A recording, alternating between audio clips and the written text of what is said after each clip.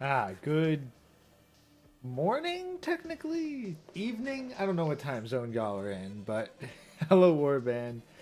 Thank you for dropping in after my cran, Chronic and Hammerhand's marathon roast stream, and then the Hammerhand Super Chat special. Oh my god. I swear, if Hammerhand had a little device that shot a dollar bill at him, like for every dollar that he received from Super Chat, it would literally just be non-stop. Just non-stop Hammerhand getting pelted in the face by dollar bills.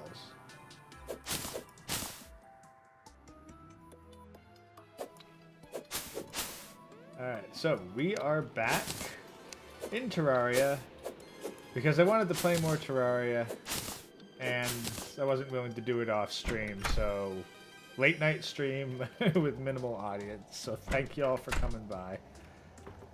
Alright, so now we were at the point where our next objective was to collect a ton of materials and get ourselves a proper suit of armor.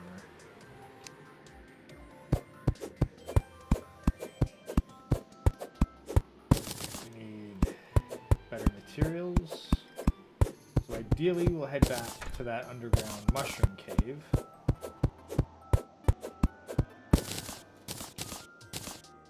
We're also dealing with not really having the best weapons. Like just wouldn't say surface slimes are a threat, but we are using some low tier weapons to deal with them.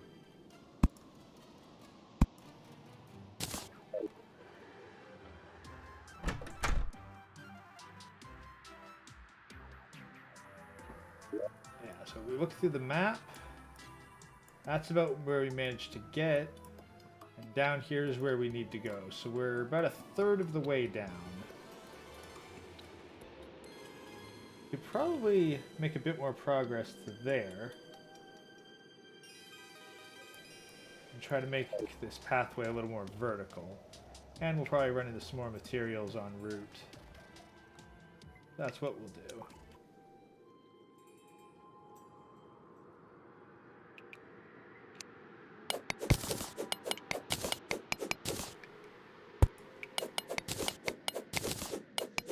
Careful not to get crushed by the sand.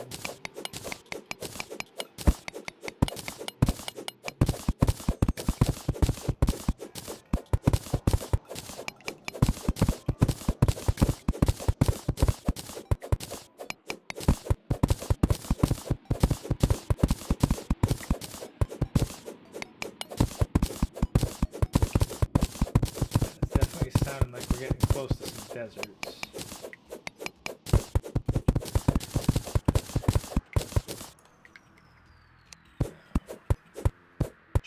Down real quick. Yeah, a bunch of amethysts, some gem corns. Oh boy, what? Something tabbed me out there? Yeah, we're good. We're good. Got tabbed out for something, but I'll look into that later. Okay, so do we have... Yep, we have a chest on hand. Place that. We'll just dump some stuff in there. That.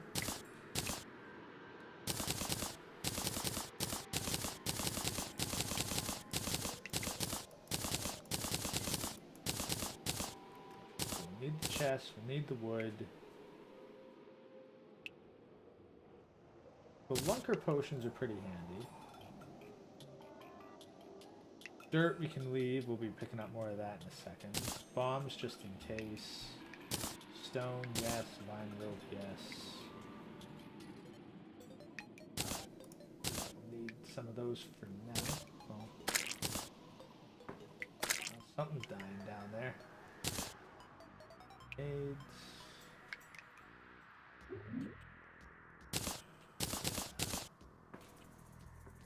We're getting into the more inventory management heavy part.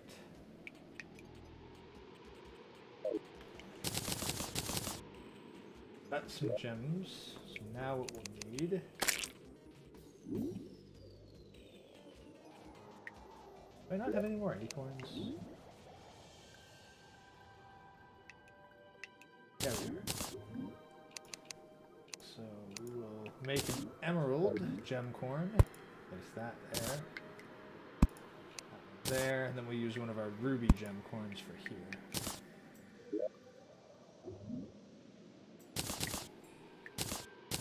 Just drop those in there till I have enough material to work with.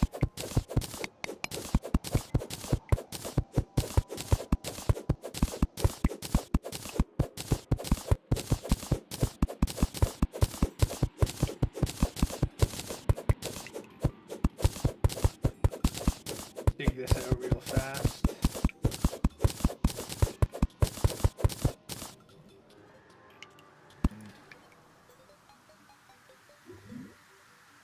Oh, is that raining?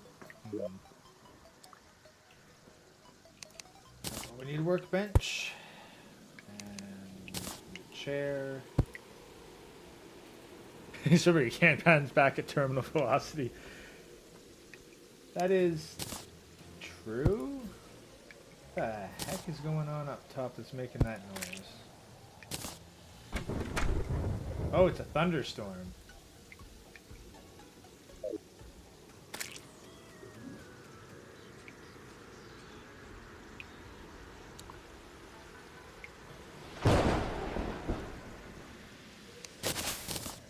Wow.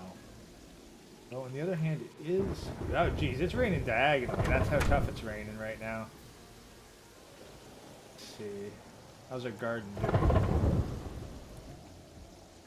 Oh, the day bloom's still out, so it must still be daytime.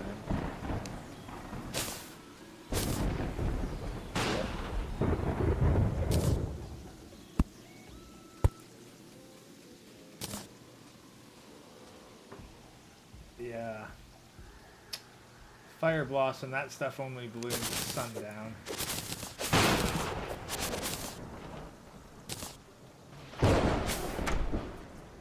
Yeah, we're gonna get out of the... just away from the surface a bit. There we go.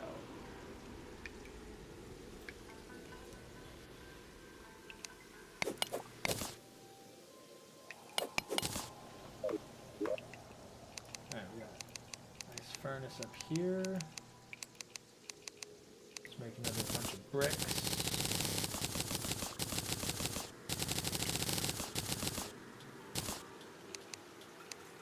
Set of brick walls. Just to shove along here, prevent some spawns.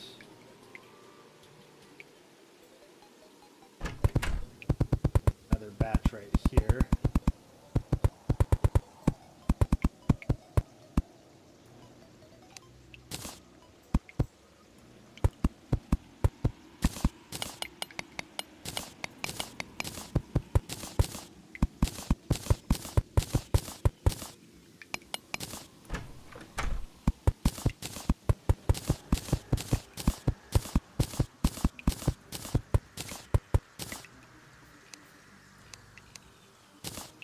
Go. The torch.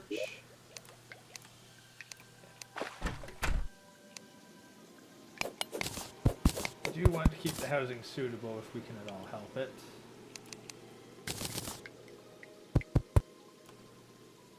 There we go.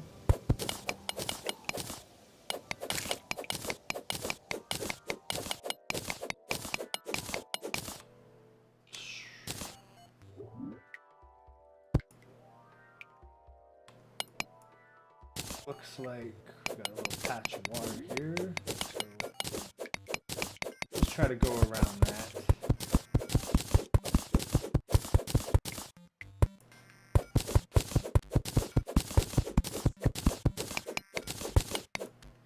It'll be a bit longer in the long term, but any luck in the well, longer in the short term. Okay, gotta watch out for this. You gotta come with me, Dark Trap.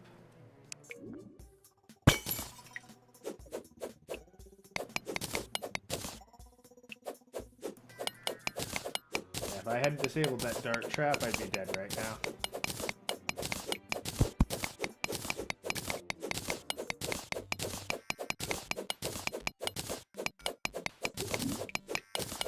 Grab a bunch of this copper ore.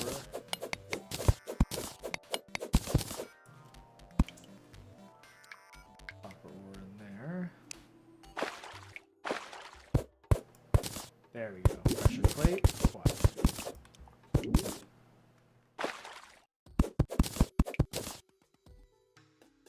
In through the roof.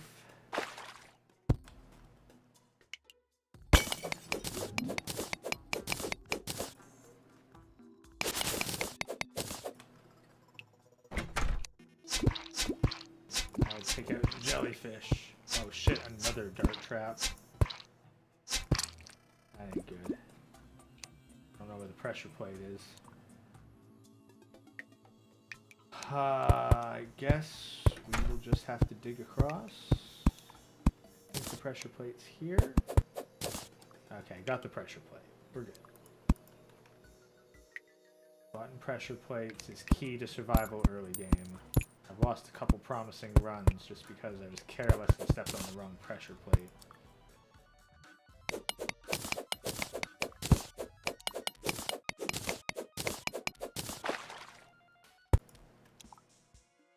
Got another gold chest in there if we can get past those slimes. And some sapphires. Okay.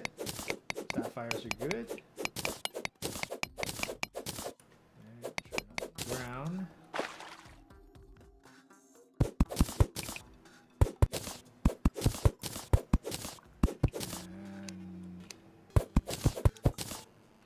I think this is good enough to... Yeah, there we can just pelt them from in here.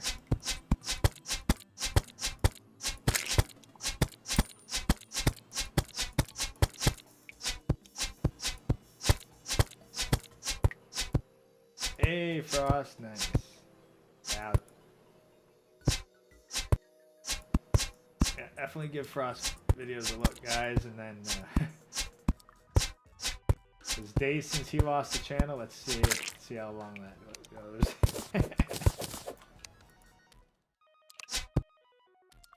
Come on, you bugger. Come on. Yeah. There we go. Oh, am I out of torches already? I don't have any slime to make more torches. Now I have some slime.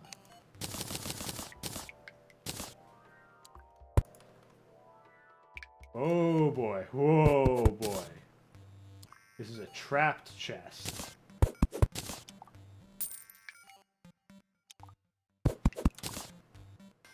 Oh, God. Yeah, there's even fucking dynamite. Yeah, if I... Oh, no. I do not want to have to deal with you now.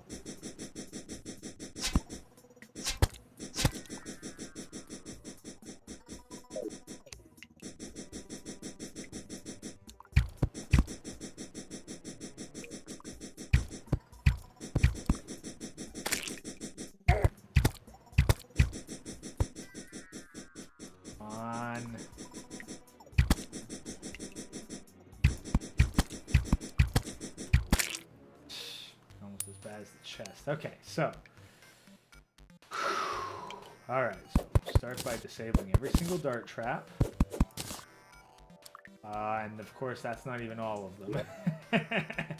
Oh boy, yeah, I just spotted the other things that make this freaking...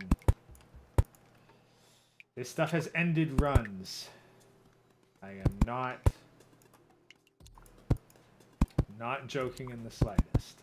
I have lost many runs to these in particular. So we are going to be extra cautious and disable this.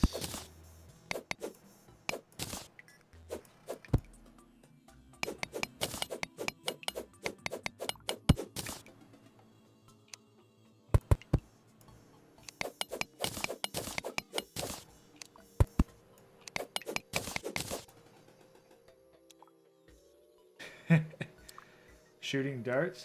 Oh no, I'm not shooting the darts. There are dart traps, and here's some Indiana Jones style rock traps, and there's dynamite underneath the chest on top of that. This is a trap chest, and you gotta be careful. Oh, jeez. Yeah, 45 Asian. Leftover women are real, people. Christmas cake women are real. Don't ever try to deny that. They know it.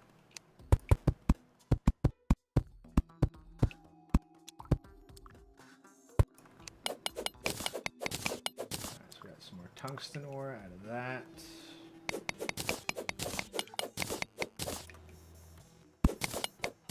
Alright, now you watch. Some of these blocks right here, when I open that chest, they will just straight up disappear.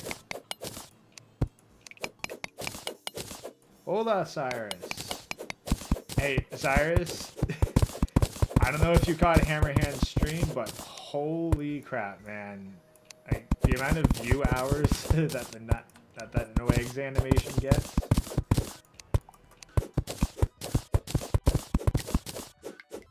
Doing a graveyard? I think we need a little more context than that. You mean, like, you're drawing a graveyard, painting a graveyard, animating a graveyard? Or are you doing a graveyard shift?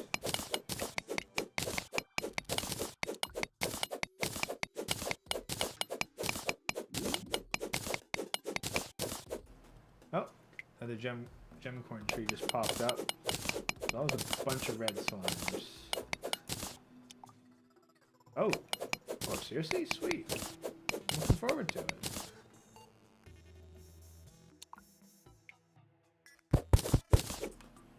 Alright.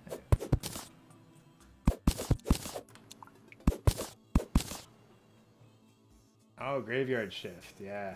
Well, we gotta get on that grind. Holidays are over, everyone's getting back to it. Now, if I remember correctly, I should be able to disable the dynamite by hitting it with the pick. Otherwise, this is going to blow me up right now. Okay, it did not blow me up.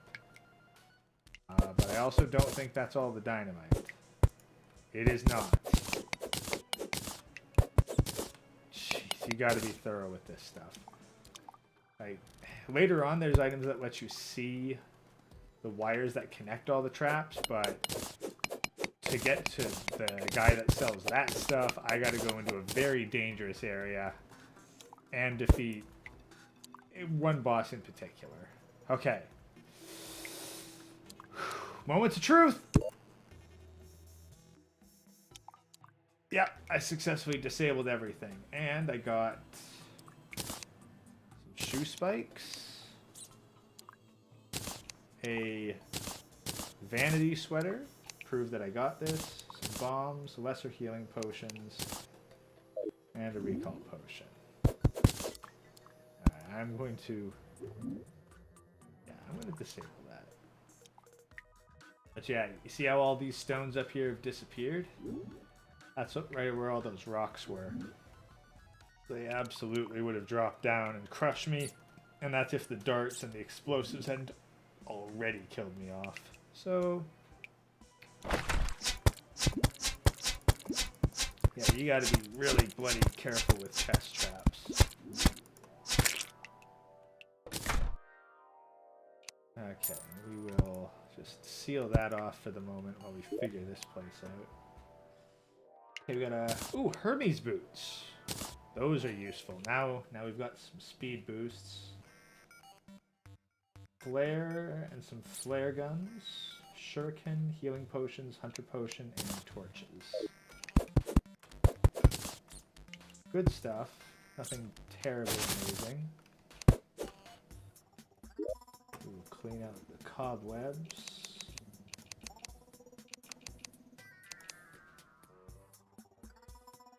Going to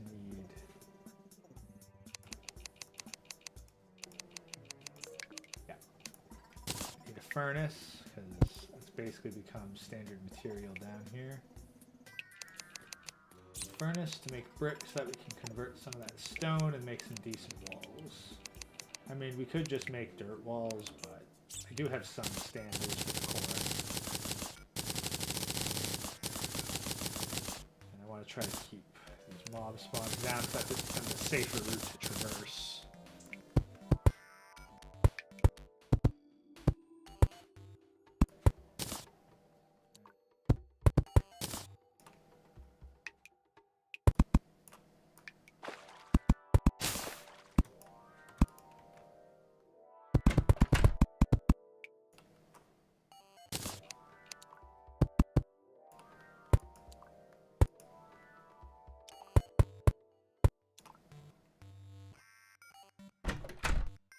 And let's see, so according to the map,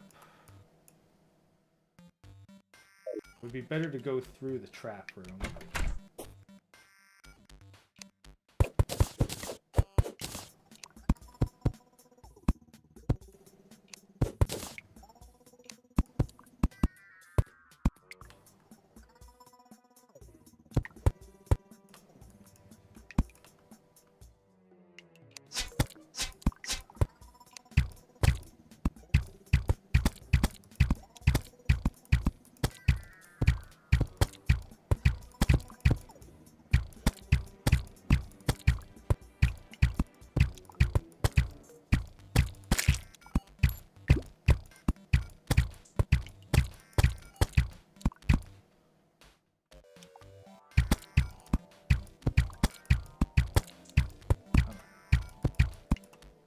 So rapid firing arrows here, come on. Just perish already, come on.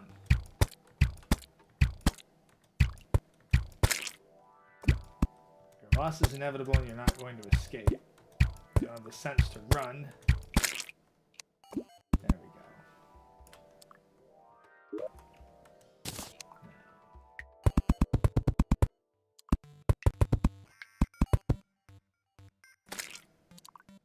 Should at least reduce some of the problems.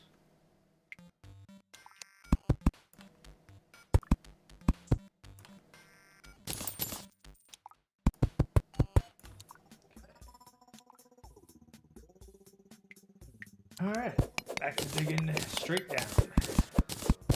And sealing the top off behind us because we do not want any unexpected guests dropping in.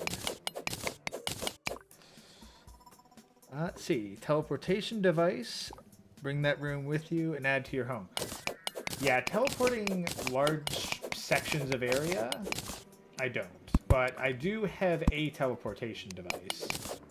That magic mirror in my slot 0. That will teleport me straight home. So essentially anything I pick up does just come with me as soon as I want to get out of here. People saying that they are spiritually married.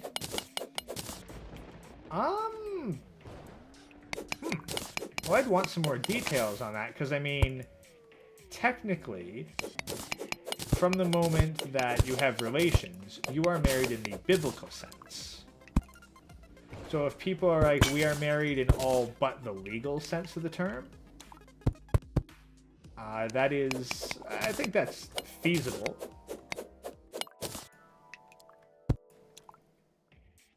So if they said they were spiritual married, it means that, well, they're not in the legal sense, but they're married in the sense that they're committed and they just don't get the legal benefits. I'd consider that superior to the existing method of it.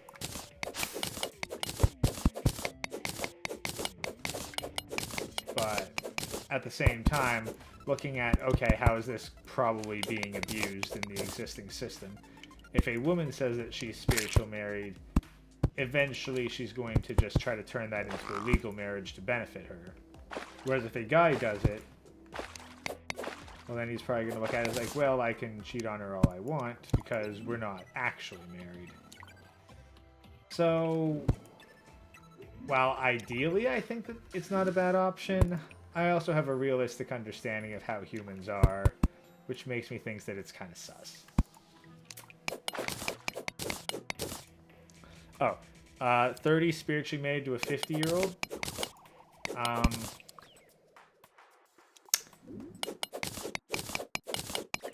I'd ask why and what the heck does that mean to you? Because to me it says like, yeah, I'm having relations with her right now and I just feel really good when I'm around her. Like, okay, dude, so you see, before we needed all this extra terminology, you just call that a friend, or a friend that you're having sex with, or a fuck buddy.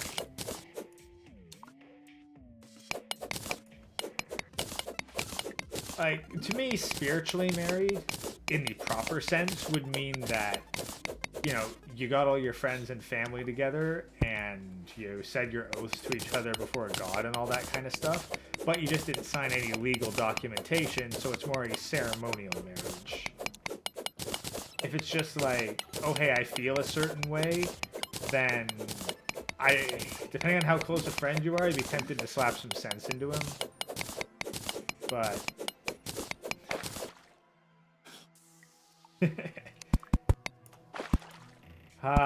yeah, we're heading back to the glowy shroom room because there's a whole bunch of materials here that I want to get, including some of the glowy shrooms. Because, like it or not, mushrooms are a valuable part of the potion making economy.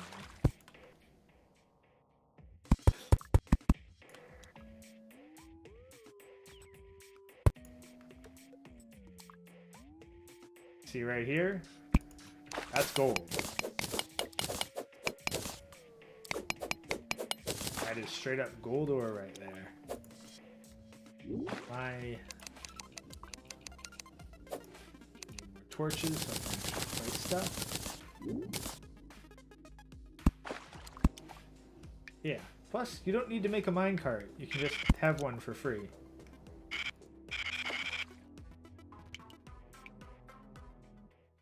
Press R to get out of it. There are topaz here. So we're completing our gem collection pretty fast. So we've got emeralds. I don't know if we have sapphire. Oh, we have sapphires, yeah. Topaz, amethyst. I think that kind of completes most of them. Ah, and Jenna the nurse has arrived, finally.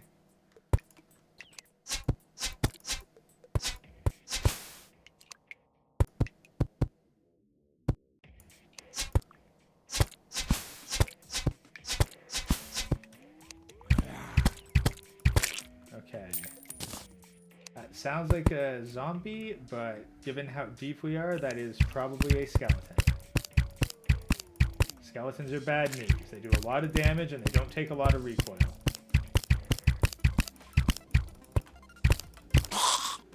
Whew, that's close. Okay, black slime. We are definitely in over our head here.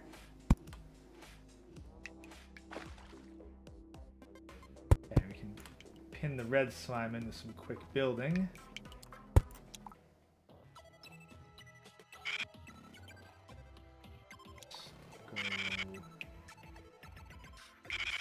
Nice and easy to hear, and then we'll just get out of this. And we will start tunneling some more.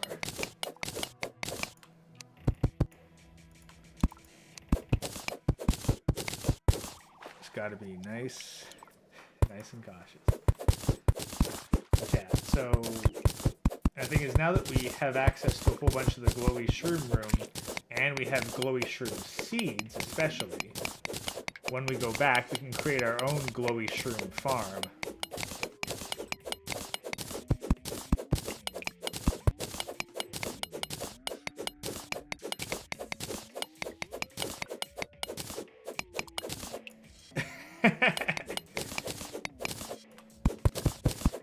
Yeah, no, I imagine, like, depending on the difficulty that you're playing, I'm sure, in fact, I know that there's probably people who play Terarria hardcore, and they're just zipping along like crazy.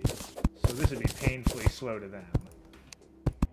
But to me, who has died so many times due to just a stupid moment of weakness, I look around here and everything that moves is basically a death threat.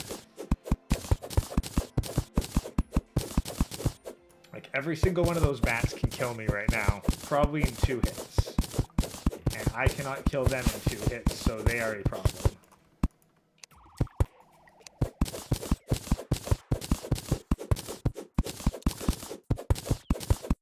I actually build up something resembling like a house and some structure down here, this is the safest way to acquire all the resources. Pickle chop down the trees and smash all the pots on the floor above. As I just slowly mine my way. Filling in this with mud to be extra safe. I just slowly dig my way over to this chest. And we have gold coin, recall potion, arrow, tungsten bar, some jester's arrows, and another flare gun with some flares. Huh. And also, running out of inventory space as usual. I'll place these platforms down. Exchange for that, and I think I have... Yeah, I can pick up that gold chest.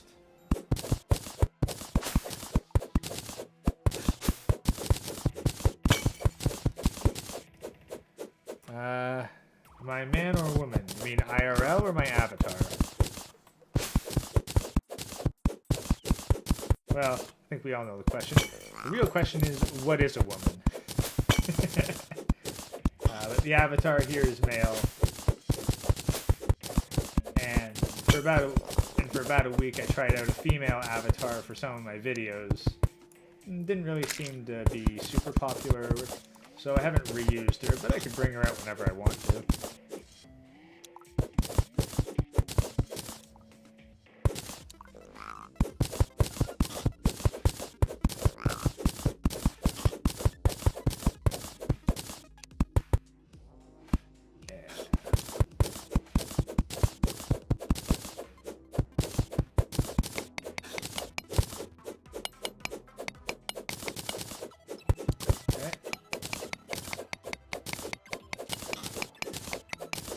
We got more tungsten ore.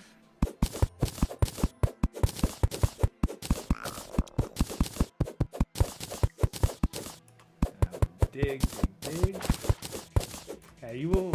According to YouTube analytics, 100% of my audience is male, so yeah, it's probably only gonna find dudes around here.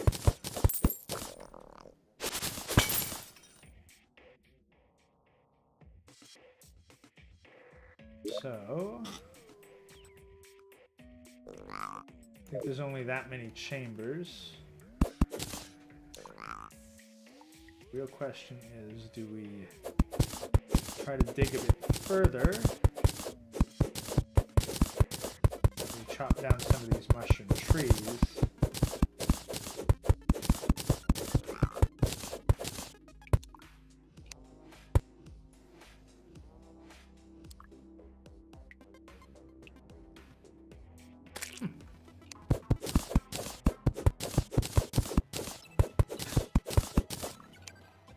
Like I've got a Guild Wars 2 character who's a female avatar, and definitely like her.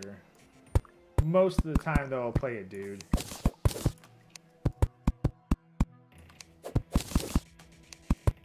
Like all my time in Conan Exiles, I can just play male characters. Female avatars may look pretty, but like, you got to keep in mind that in Conan, your character frequently explodes in a big pile of gore. So, like, I ain't exactly into that Guro stuff, you know?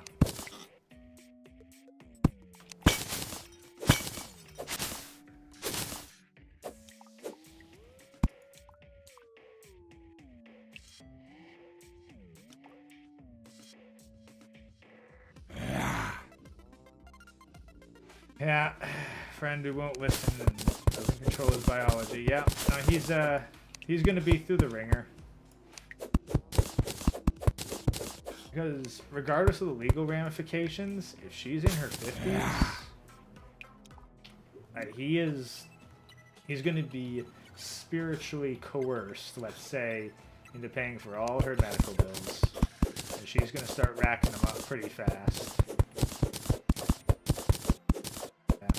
He don't have a happy ending waiting for him, that's for sure.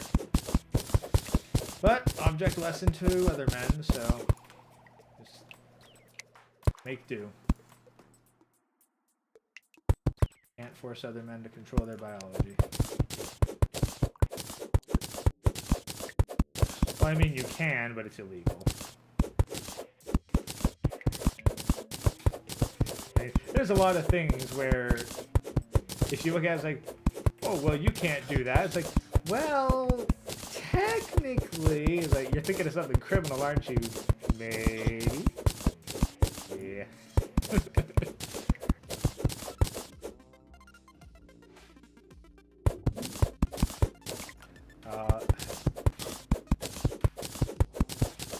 Yeah, you can, but jeez. Spiritually married? I assume they're at least having physical relationships, at least until the yeast infection sets in. So is Terarria. The rock cave and turn you into a flesh wish. You know what? Yes, and thankfully I was able to avoid that for a moment, at least by disabling the one trap, like the trap chest. But yeah, I gotta be careful. I think the best run that I've got ever on a hardcore, I successfully made it into the dungeon, and then I royally screwed up because I did not have proper protective gear, and they nullified my magic, and I couldn't escape. So, yeah, you gotta be extremely careful. Let's see. Game's digging for yours. Does it have like a time limit or an oxygen limit? If underwater, then it has an oxygen limit. There are day-night cycles for events, but there's not necessarily a time limit. It's like a hard time limit. It's very much like Minecraft in the sense that you set your own goals. Like when I was earlier trying this, I was like, okay, I will try a 100-day challenge. Can I survive 100 in-game days in Terraria? Like, in hardcore difficulty. And the answer is no. No, I have not been able to survive 100 days Terraria hardcore.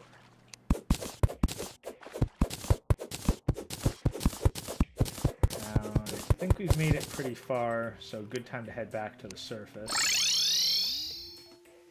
So it's nighttime, which gives us a brief opportunity to grab up a whole bunch of stars. And now, thankfully, we got the hasty boots. So I can clear these really fast.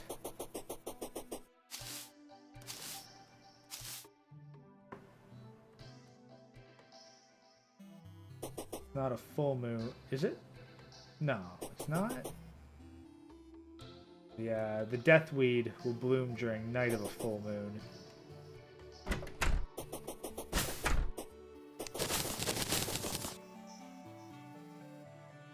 So, the question is it waxing or waning? Zombie up there. Fallen star. Okay, you are going to be an issue. Yeah, so, yeah, no real hard time limit until you try to do the more advanced stuff. I mean, if you're not careful and you kill too many slimes, you will summon a boss monster to get you.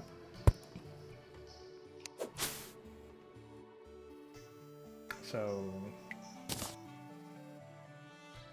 but yeah, it is very much craft materials to unlock more people and then climb up the tech tree.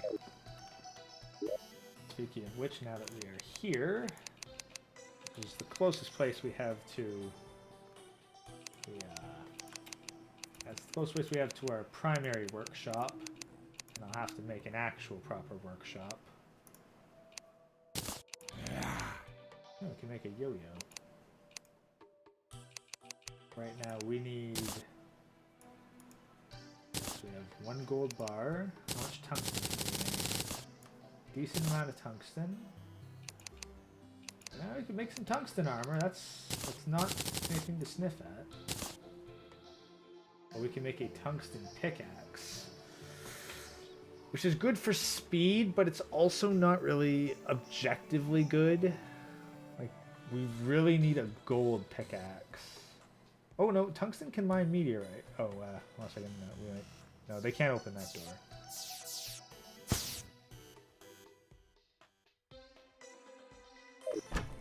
I want to try to get that star before dawn.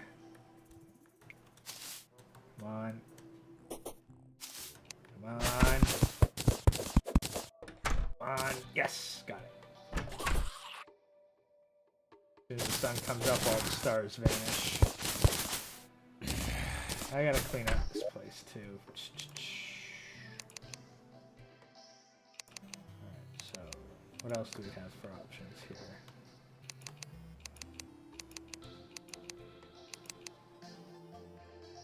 A lot of options for our torches now because we have all these gems.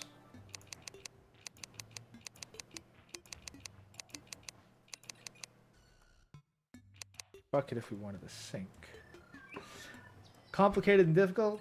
I guess depends what you're used to playing. Like compared to Dwarf Fortress, this is basically super easy. But Dwarf Fortress, if you've managed to survive the interface, then you're doing pretty damn good. Oh! Amethyst hook, we can make one of these. Oh yeah, that becomes essential. Yeah, we're grabbing a hook. Not the best hook, but it's a good hook. Pop a mana crystal and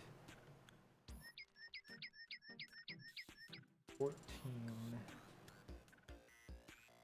Tungsten broadsword wouldn't be bad, but we're mostly doing our damage.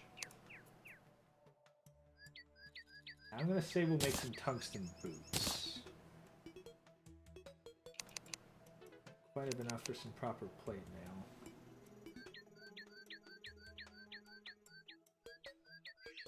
Yeah, it's really the creativity that comes into this, but I'm playing in the probably the least creative mode, really. The hardcore mode, where if I die, that's it. Just straight up dead, no restarts, no takebacks. Gotta be really careful. We got our emerald. Now the hooks are useful, because they allow you to navigate by doing that.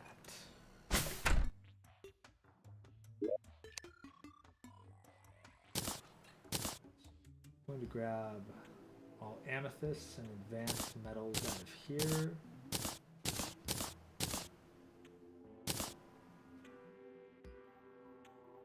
Arrows, bricks, glowing mushrooms. Don't need any planked walls. Topaz we add to there. Shuriken, we'll put it in Hunter Potion. For now, anyway. Keep the Spelunker and put away that chest while keeping these chests. I'll put Shuriken in the 8 slot because they're a pretty good ranged weapon.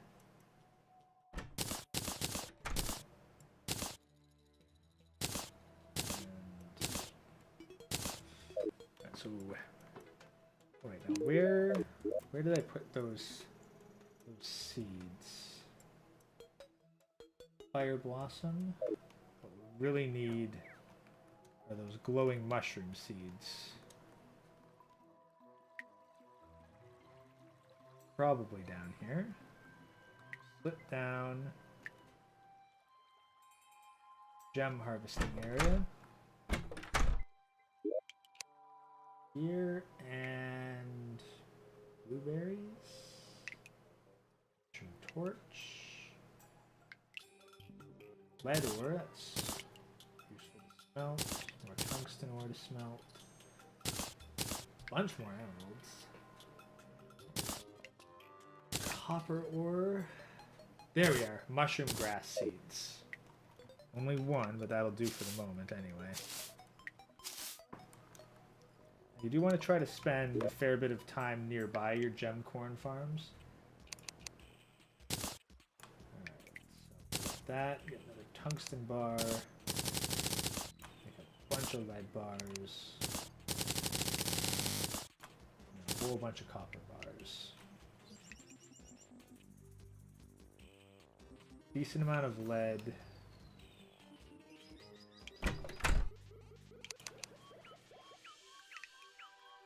I don't think we have enough lead to make a proper chest plate, so we'll just drop another anvil here.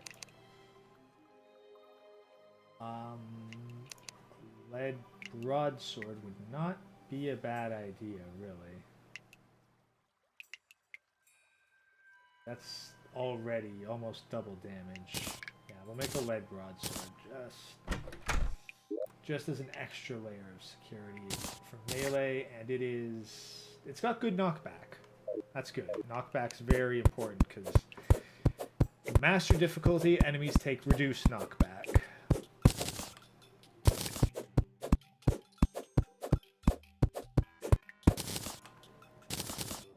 There we go. Alright, so we've got a couple more gem corns, so since I want a lot of emeralds, we'll put down more emeralds. I don't have any regular acorns at the moment. Actually, I have to go cut down more trees to get more acorns. It's usually not an issue. Dump our gems, our gem corns in here.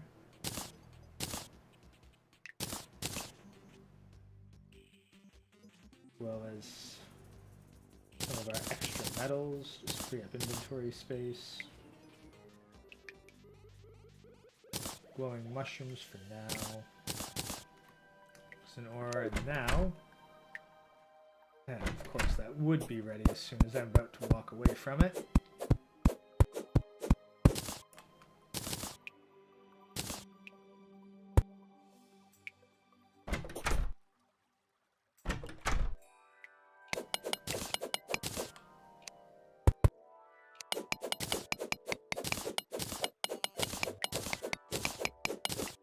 Now we dig this out, and it'll be another little stint of digging while I get this place prepped. Now is where we actually get to make use of all these mud blocks.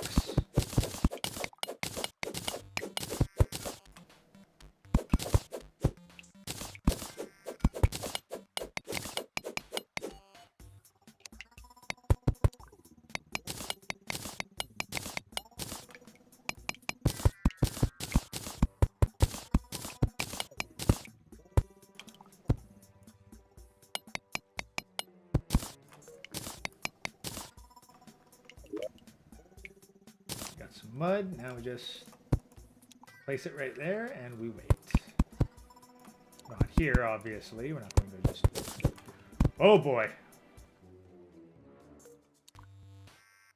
If I hadn't built this right here, extending the passageway, that would have been game over. That... Jeez. Went straight to freaking pins and needles right there. Okay, yeah, be cautious of traps at all times.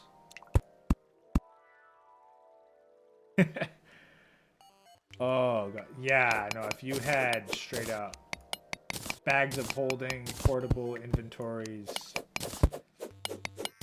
dimension door, like, so much of that stuff just absolutely breaks physics and the economies. I do appreciate when isekais make the effort to like make it clear that yeah, this stuff is incredibly powerful and OP, and while it is technically magic that people could theoretically use, most people can't just because it's so advanced or complicated. Because if you had everybody running around with bottomless inventories from attached to pocket dimensions, no. We just absolutely... I don't think we can really properly imagine the implications.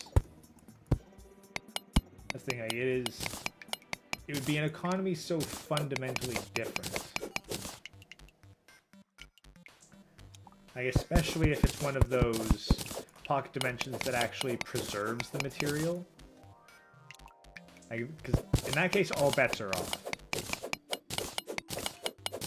Honestly, I don't think it would be unreasonable to think that if we had those kinds of pocket dimensions in real life, currency would become much less important because we'd be able to use the barter system.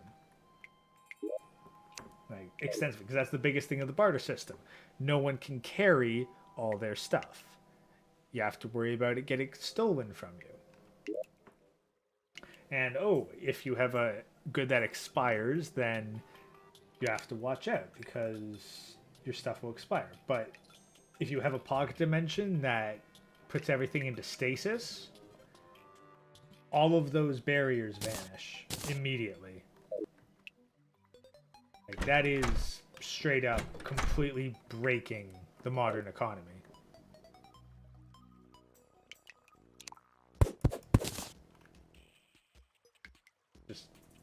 Just absolutely breaks the economy. There's no way around it. The barter currency disappears. Like, everyone switches to a barter system.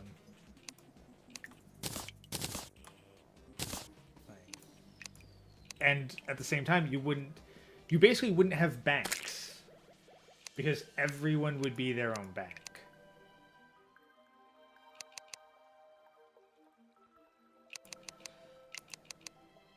Yeah, it breaks everything.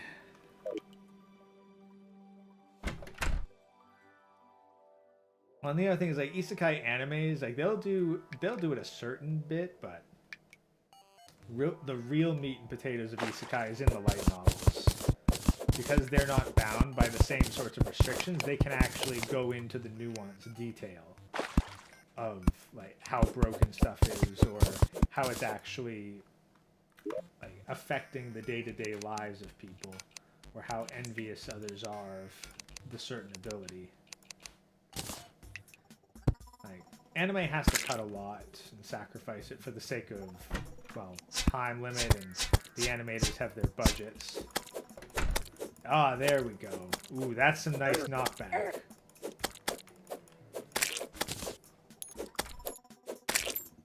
Ah, that's some good knockback right there. Okay, so back to here. So we are here. We essentially want to be down there. Get there fairly easily.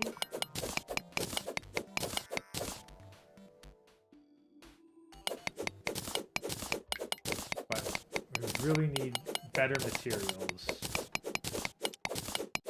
Like, not too much better, but just a little bit. What the heck is a rabbit doing down there? Did it grow on the cave moss or something? Okay, this room looks suspicious. I'm going to assume that there is some kind of rock... Yeah, I think I see rock traps above.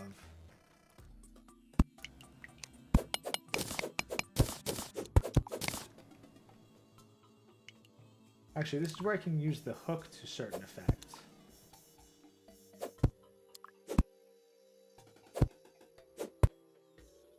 Yeah, rock traps.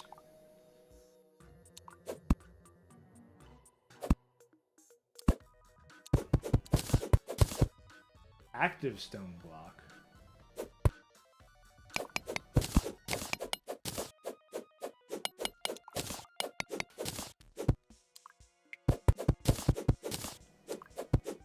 Okay, so I broke that one anyway. And cleared out the active stone blocks. Now I guess just take the pressure plates.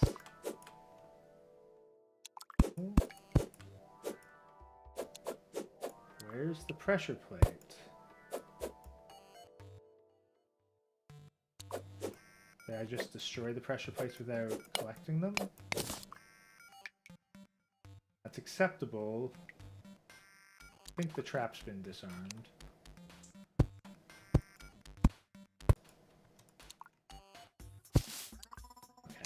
think we'll just go with understanding that the trap's been disarmed and we'll keep going.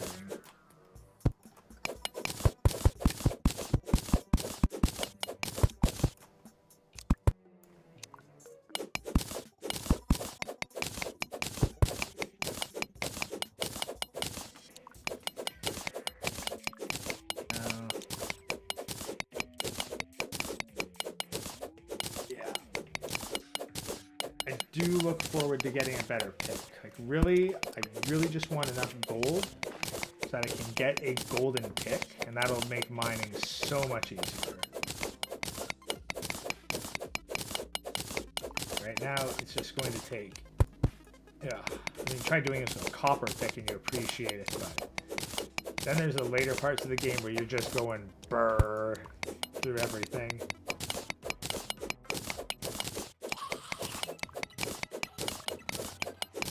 We really need these resources. I mean, I guess this is a good time to pop a Splunker potion. There we go. Yeah, Spelunker potions are actually incredibly valuable, basically throughout the game. So that's how you find your resources.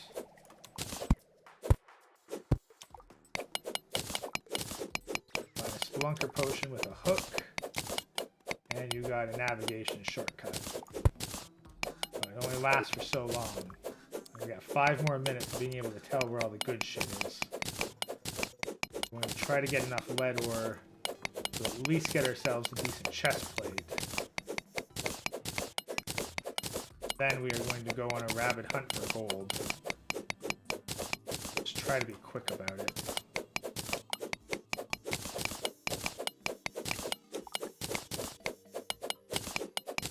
That's decent. That gold up there, maybe? I mean, there's no silver here. We have tungsten instead. Tungsten doesn't look like that, so that's either copper or gold or something else. Either way, it's worth looking into. Of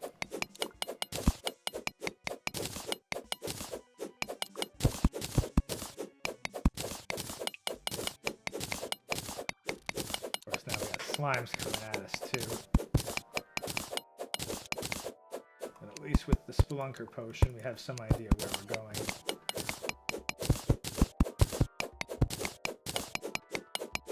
I actually got 5 viewers at this hour of the night. I do hope that you're all entertained, even those of you lurking in chat.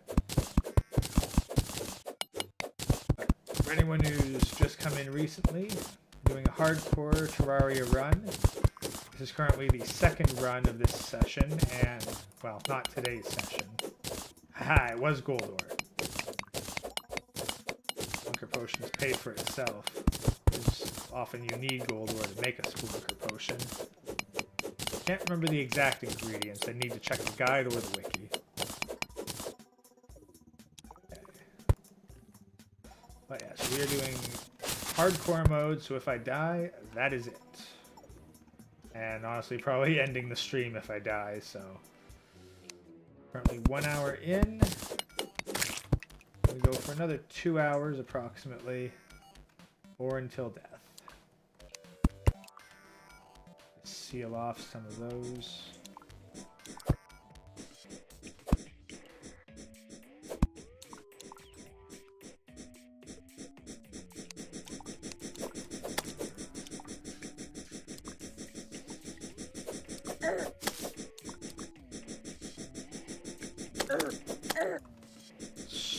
Thankfully, despite these worms being able to attack from anywhere, they're not doing too much damage, and their knockback's pretty bad. Come on, you bugger. There.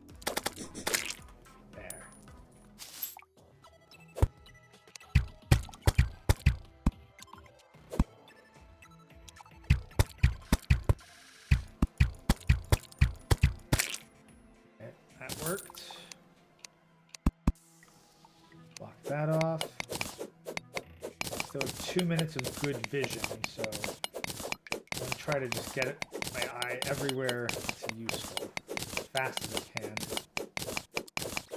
teleport up to the surface, roundabout back to where all our mining gear is stored, and see if we can't make ourselves a gold pickaxe.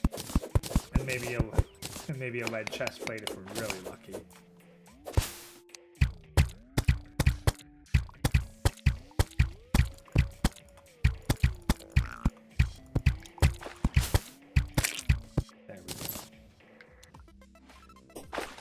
Ah, yeah, looks like gold down there. Okay.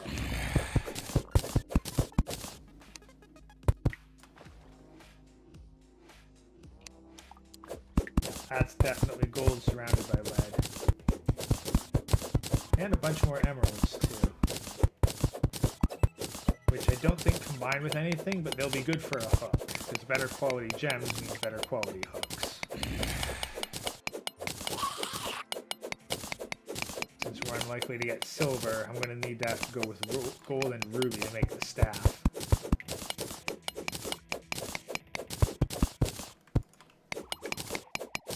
Drop that there.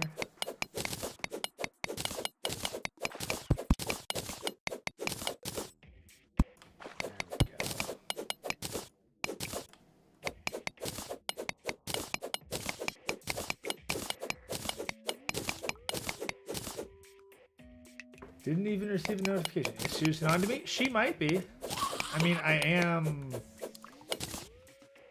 featured pretty heavily among warband members, so I imagine I'm guilty by association. I can make your own tools and weapons? Yes. Like, honestly, the crafting system is how you get basically all the good gear, aside from some unique stuff that only comes very rarely. But yeah, you're going to need to craft your own swords, got to craft your own tools.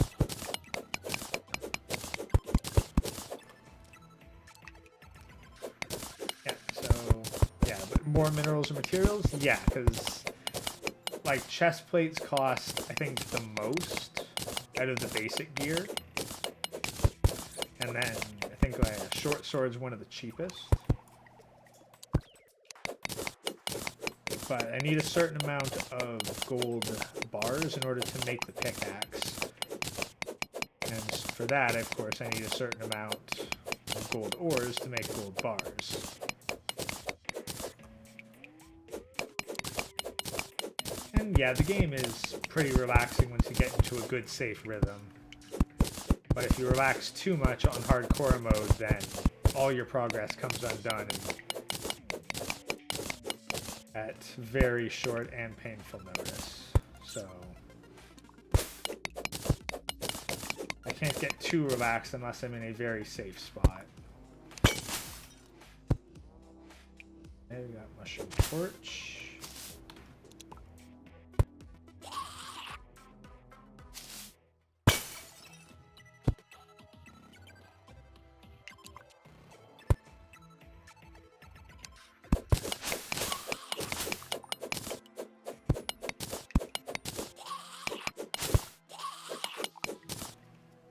Topaz.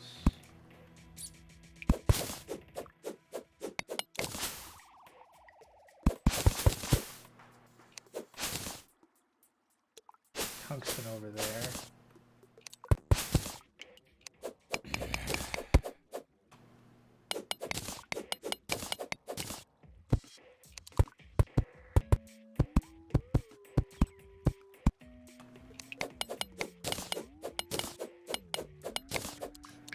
Okay, I think it's worth popping that other Splunker potion right now.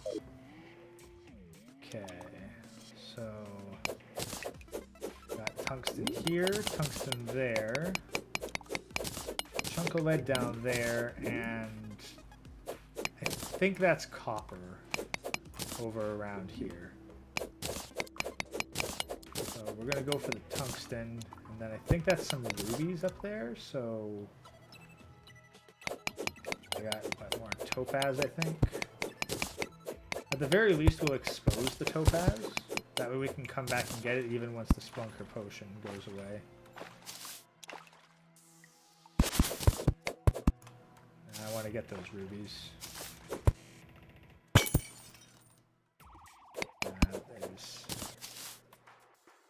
else up here.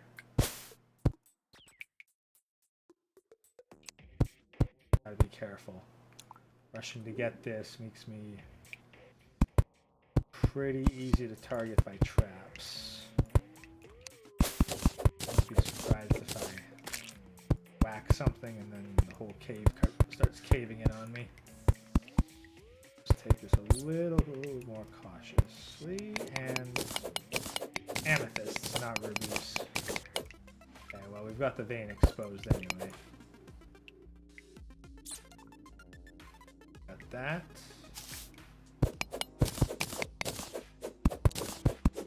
Is that gold or copper? I honestly can't tell.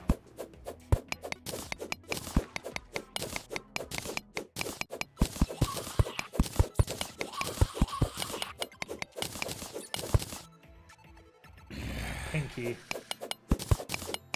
Pinky makes good potions, but they're very difficult to take down, and they're very small, so they're hard to hit. Expose a bunch of tungsten ore. How much do we have? 25.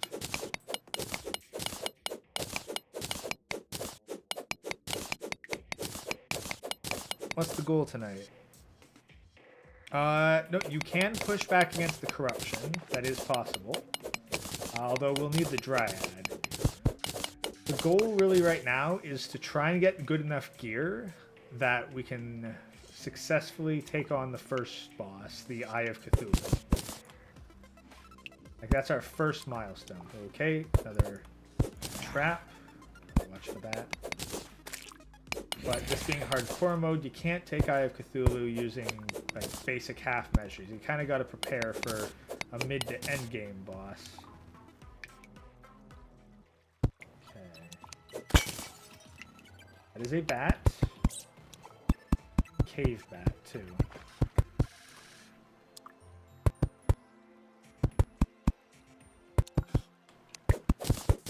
Always feels excessive to do this with bats, but with the gear I'm in, I don't want to risk a couple extra hits. It could end the game right here. Like, we're already in territory that we really shouldn't be for our gear. I'm taking pretty significant risk. Another dart trap, pressure plate, statue. I think that's gold up there. I got 2 minutes. Can I kill this bat? Yeah, they don't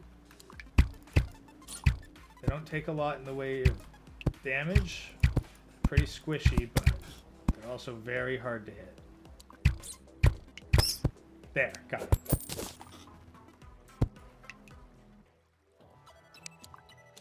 Oh, jeez. Yeah, that was the pressure plate that would have set off one of those dart traps and killed me had I not disabled them. Okay. So,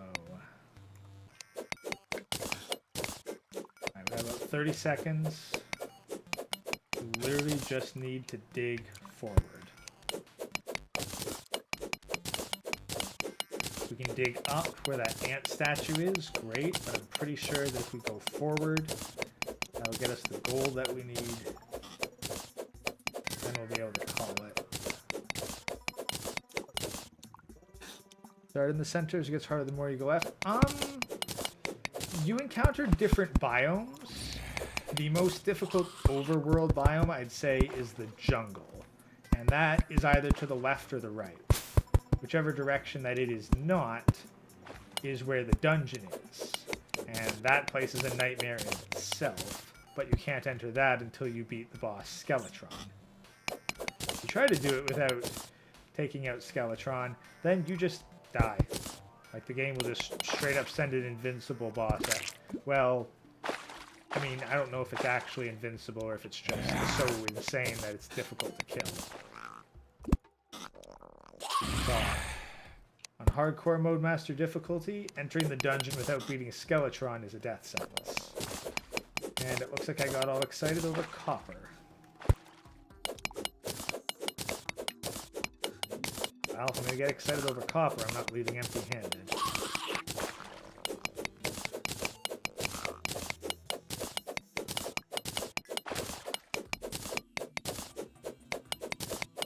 Oh, you're going to check the Elden Ring stream? Thank you. I do hope they're entertaining. Okay, that might be a bit difficult right there. Okay, just seal that. I do actually plan on downloading the streams bit by bit and creating shortened versions of them. But honestly, I do appreciate the watch hours, and I hope that you at least find them entertaining.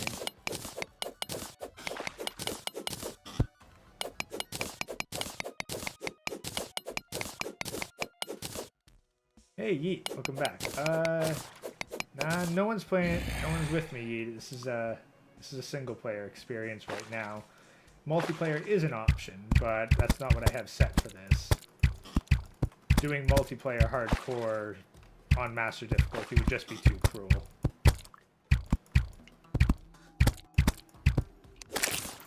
Okay, that got him. Yeah, we are pretty thoroughly surrounded. Can I even take you out?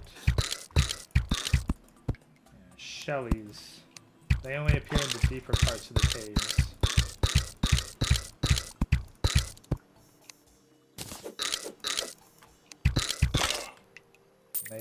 They take a beating.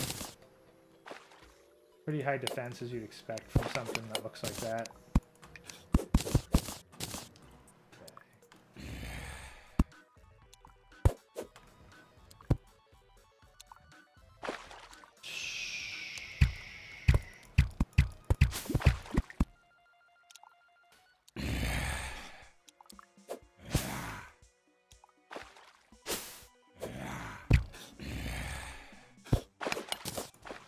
Do I not have torches? Okay, a couple more torches in here.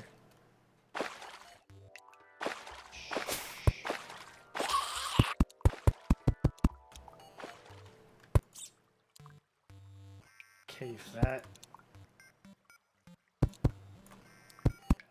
A lot of my gameplay at this point consists of cordoning off areas into more manageable chunks. Okay, gold, but another dart trap. Okay,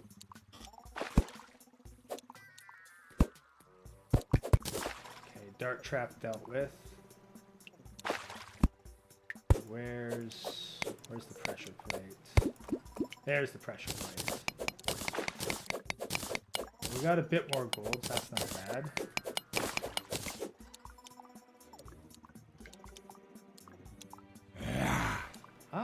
Oh, hey, if my Elden Ring stream is good to watch and helps keep you focused, then hey, I appreciate it. So hopefully it does what it needs to do for you.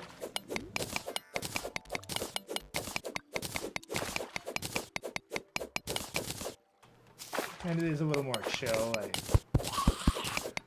I'm not really, admittedly, trying to be the most successful YouTube channel. I'm just trying to do what I like, but also actually provide some benefit. So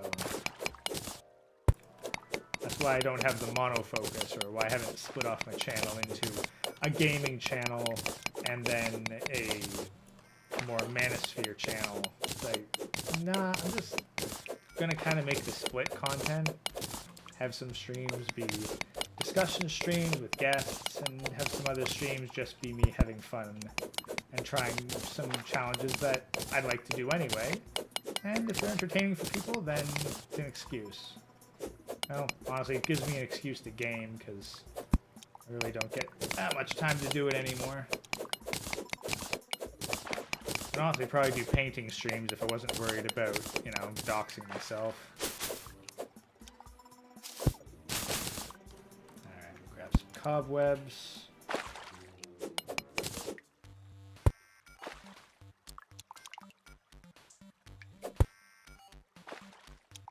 I don't see any pressure plates.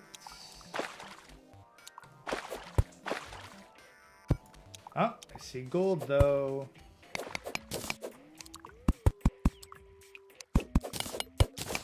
Alright, yeah, good chunk of gold, good chunk of lead. We may be able to realistically head back to the surface. You don't want to get too greedy. That's the main issue. You really do not want to get too greedy pushing for stuff like this.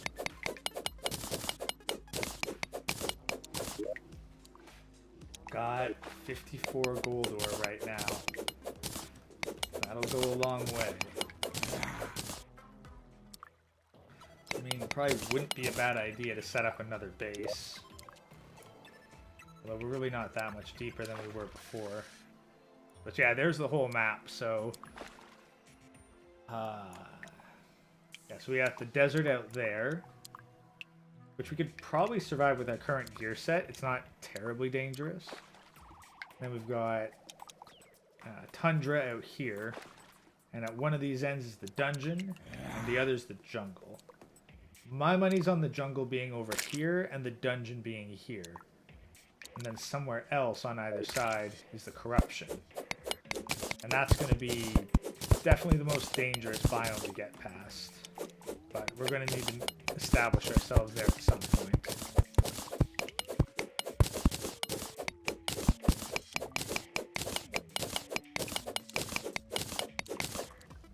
So we got a bunch of lead here.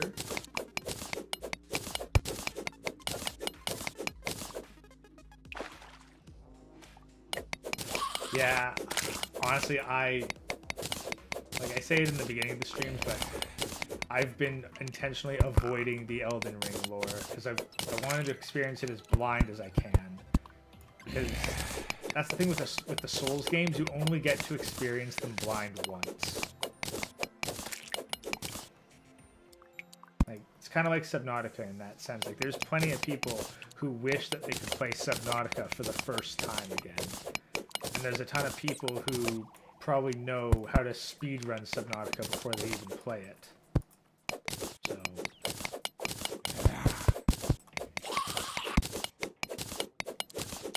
like even this game, like I do know kind of all the enemies that are coming up ahead, including the final boss. Could I beat them? Probably not. Blame it on land whales. Well, you know, there is a boss that's called Queen Slime, and it's basically a land whale.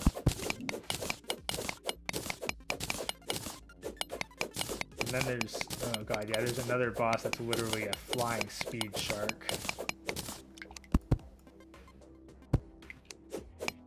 Actually, I think my last, like the last playthrough I did before I decided to take an extended break, it was actually the Queen Bee boss that took me out. I made the mistake of teleporting and I went too far above the surface in order to escape her. And if you go above the surface when fighting her, oh god, does she get pissy, and she enters her super hard mode. And I was already getting my ass kicked. So, hey, can I beat this cave bat?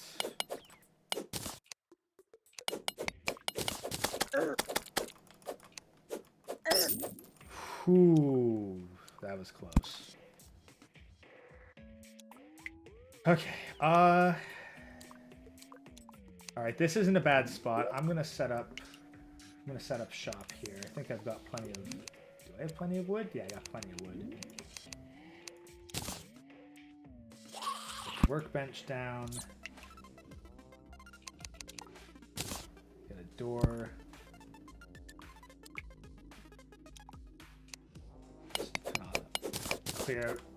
Clear out a spot down here. Oh shit, a fairy. Fairies are kind of neat because they'll actually lead you to treasure chests. Like, if you manage to go somewhere with them in a decent amount of time. I'm in no particular rush, so we'll see. Okay, we'll set up.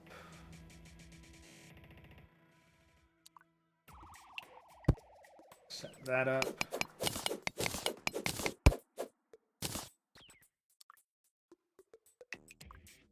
craft an anvil. Make as many gold bars as we can. Yep, we have access to golden pickaxe. Hell to the yeah. Let's see what we can make with all these tungsten bars we grabbed. Not bad, but I want to hold out for the armor. But yeah, golden pickaxe. And unfortunately, it's a weak one, but screw it. I don't need it as a weapon. Good speed, and it... Oh, no, they spot something. Alright, so now I gotta try to follow that fairy.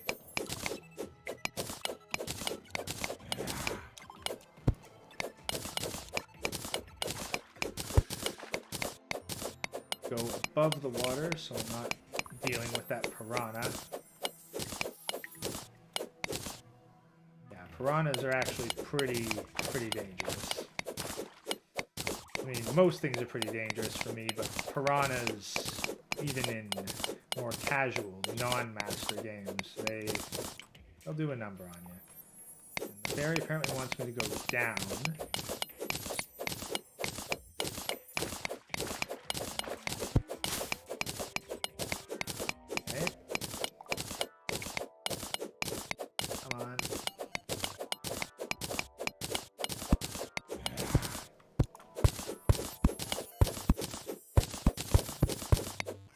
I think that's more gold it's leading me to. Or just mass copper, I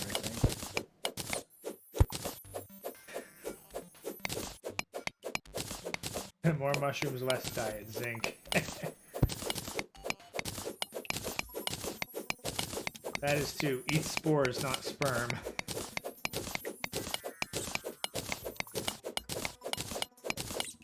Okay, that skeleton's going to be an issue.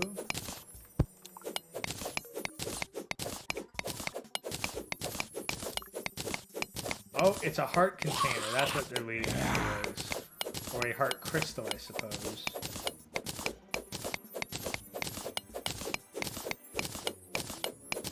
And it looks like a gemcorn tree besides that.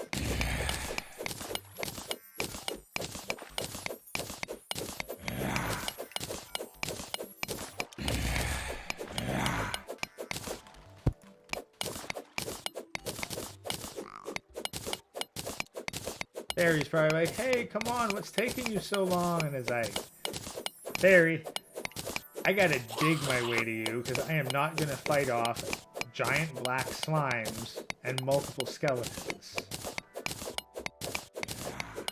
It's gonna take a second for me to get there. Plus there's a bunch of gold ore here. There we go.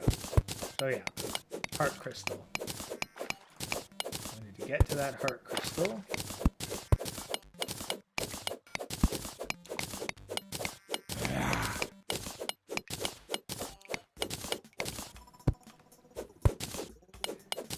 Skeletons just seem to be a standard enemy. And that's the thing, if you have to ask, what enemy would you rather fight in Terarria? Skeleton or ghost?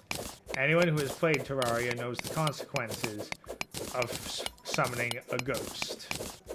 They are not fun, and they are not easy. I mean, you know, relative to the skeletons. The skeletons, at least, you can kind of fight as casual mobs. Ghosts?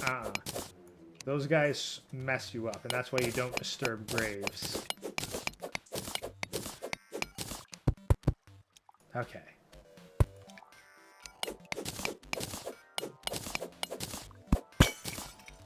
Alright, life crystal ahoy.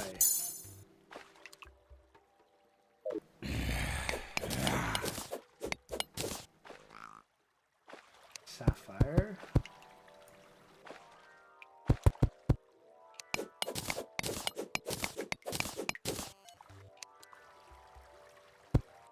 Ooh, that one's a thrower.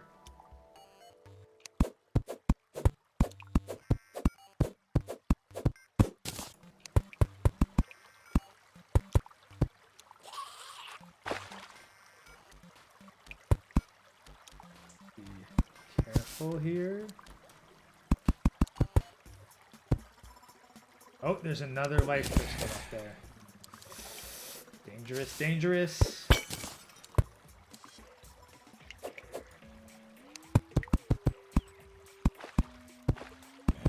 Okay.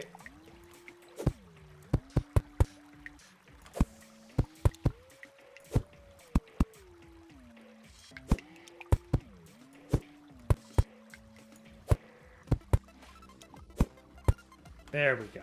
Okay. I'll make the platform. And I'm out of torches again. This is why you're kind of always killing slimes. Slimes are your basic torch fuel, like coal in Minecraft. So we are going to grab a bunch of tungsten, what we can of the gold.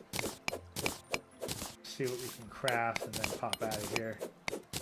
Is that more gold? That is more gold.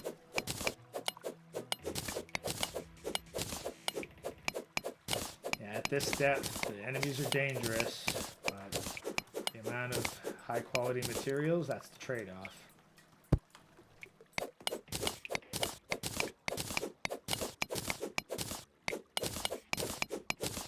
Okay, now pin that down.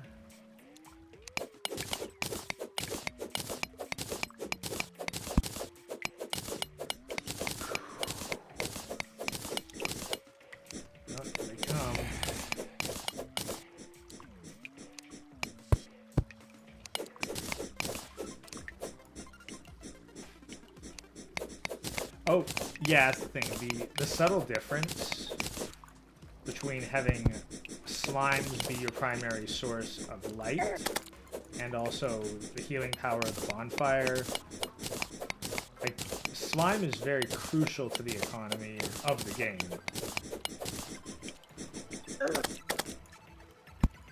Like, there's rarely a point in the game where you will want to avoid what a slime drops.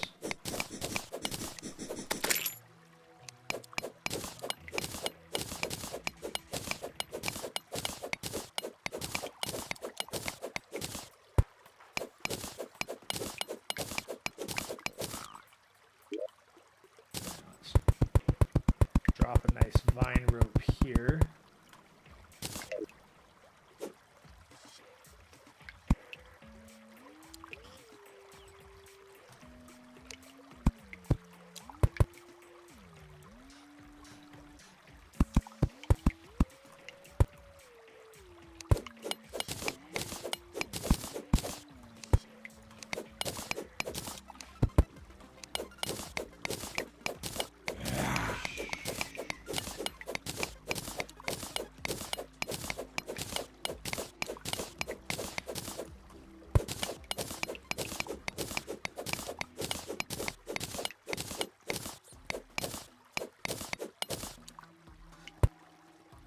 Okay. More mushroom torches.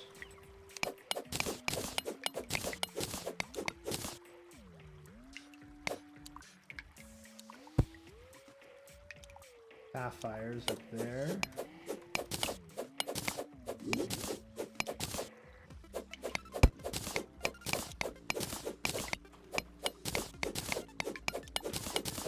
Be careful. And spot like this again. Jeez. Never that far from ruin.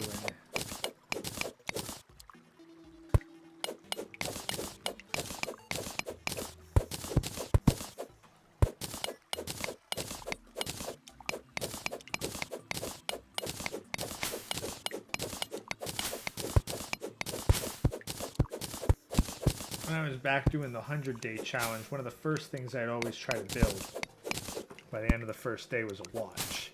That way I could keep track of how many days it had been exactly. I have not done that, so I'd have to make an estimation purely on time. Okay, we have a spider cave. These guys are also problems, because they take a lot of hits to die.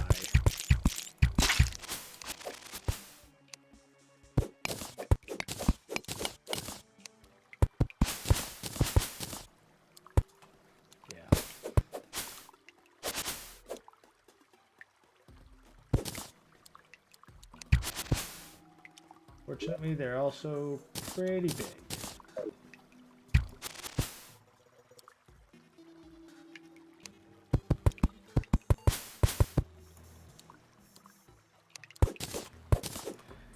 Down, like IRL in the underground? Yeah. Okay. Now, finding a wall creeper segment definitely has value.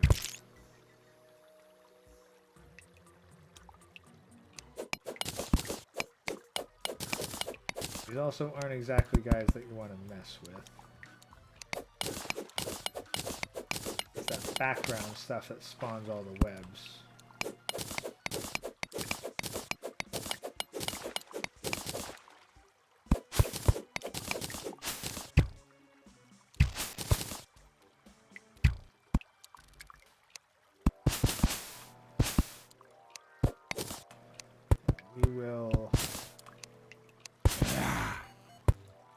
We'll have to tunnel our way down.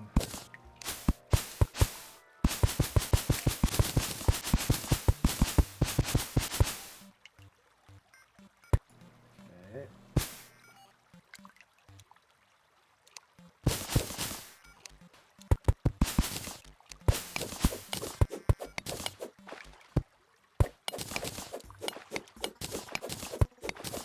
We go through a ton of torches.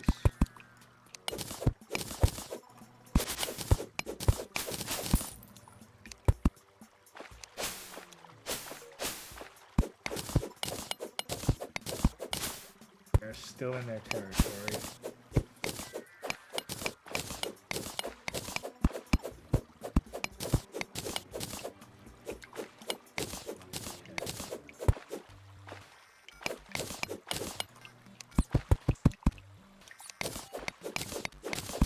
We're just gonna pass them by. Again, great for silk collection, and there are some rare treasures there that are quite nice if you can find them. But they're above our weight class by a significant margin.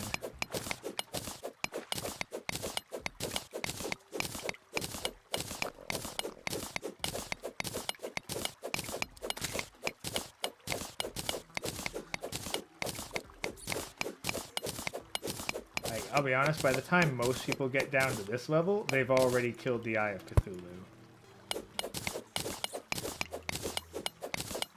I basically avoid the boss monsters until I'm completely certain of victory.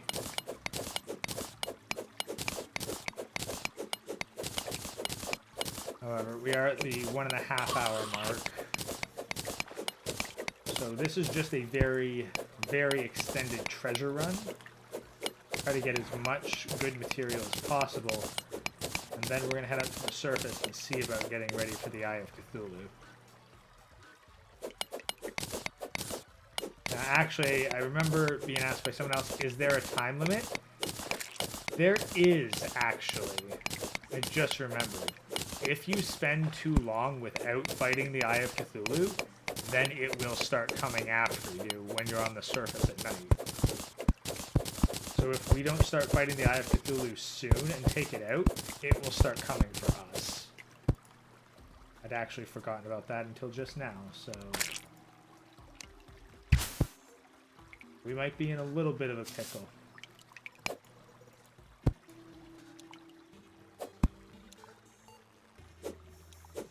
Am I out of torches again?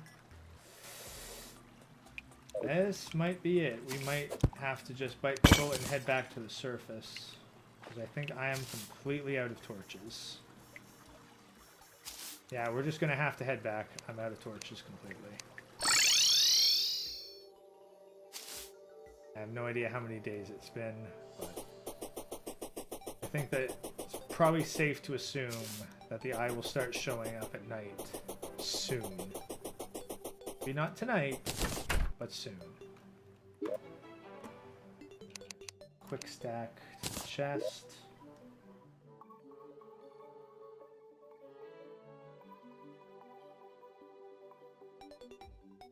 We're good for all of that, aside from the copper bar.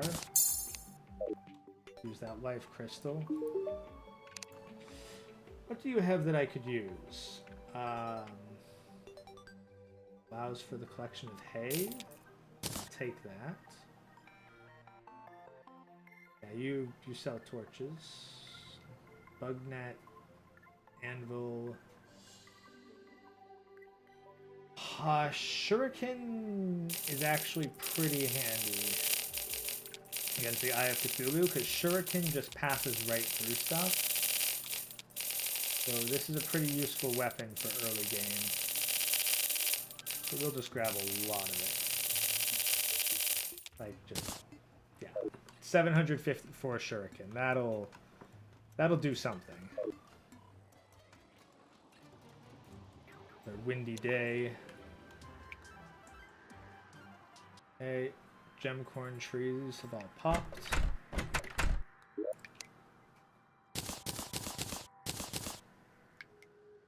Let's grab all our materials. Yeah, our cave mushrooms are starting to take off. Take these bottles too, so that we have access to more healing potions. Regular mushrooms as well. We will need to go slime farming.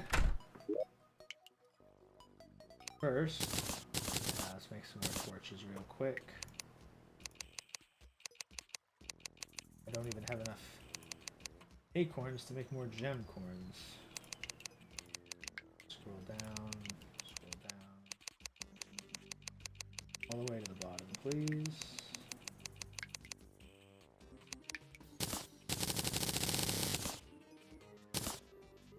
$85 copper bars. I can make an amethyst staff now. That's not bad for a start. But 40 tungsten bars. That should be enough. That makes an emerald staff, but more importantly, we need tungsten chainmail. And we have enough for a tungsten helmet. Okay, full set of tungsten gear. This can fight Cthulhu.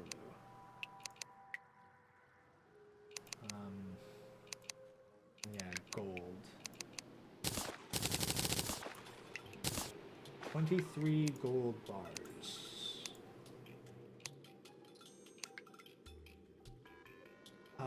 We could make a gold helmet. Crown would be very stupid to make it this time. Can we make... I don't think we have enough rubies for the staff yet.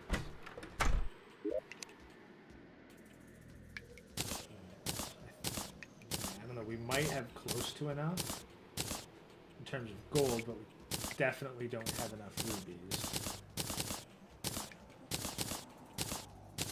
If the ruby is tier 4 and the emerald is tier 3.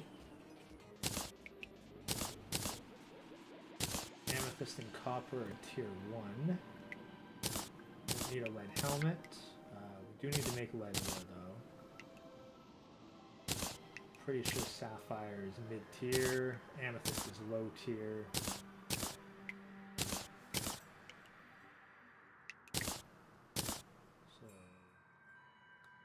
Bars. Yes, then you really, like exactly Solitaire, you really make your own content with this game. Like, you can cap out, but like if you want to make the legendary sword Zenith, you need to do so many requirements and search so carefully in order to find it. There is a kind of fetch quest game here with the angler character, but it is almost universally agreed on to be like the worst part of Terraria is, yeah, the fetch quest. That is the angler's fishing quests. Okay. Also, I'm taking this dead man's sweater off. If I'm going to wear armor, I'm going to look like I'm wearing armor, thank you. Make a lot of lead. Tier 2 metal is very unique in the sense that it is a utility medal. It's not just the bare basics. Like, you can make more advanced other stuff. And I'm not just talking like a better axe or a better hammer. I'll actually just straight up ditch that copper axe because I do not like it. I'm talking you do actually get, like, you make your plumbing with it, you make your buckets with it, you make a whole bunch of furniture related items with it, which in turn increase your capacity, like minecart tracks. Those require lead. They make better fencing. They're required for chests. Never underestimate the value of the tier 2 bar, which is either iron or lead, depending on your spawn.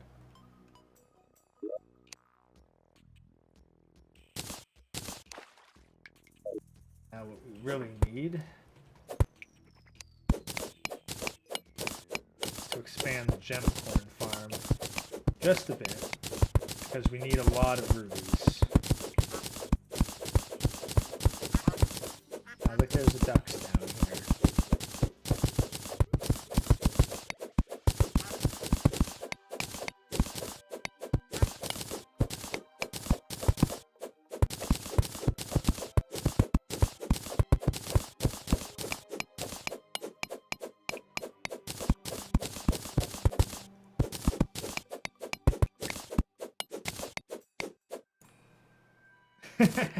Disgaea, I have never actually played the Disgaea games. I don't know much about them beyond the printies. Like, legit. And the printies I was first introduced to from an old Flash game. Oh, God, I can't even remember what it was, but it was basically an old simulated punk rock band, and there was a mini cartoon that featured the printies for some bloody reason. Like really old school Flash games.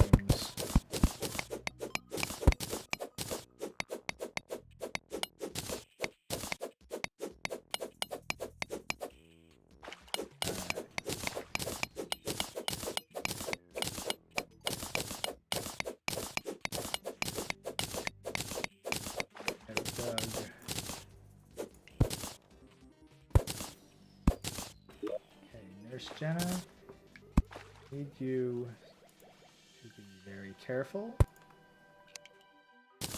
I'm about to place. You probably don't like being down here in the caves. I just do not have adequate living conditions set up everywhere. Got. Come on, surely we had more ruby gem coins than this. And 2 more ruby gem coins. So place that here. That one can go there.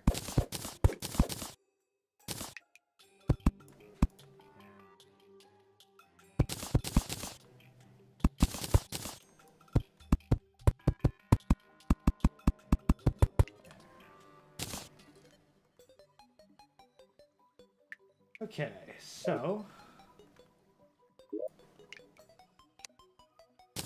okay, now we have a different problem.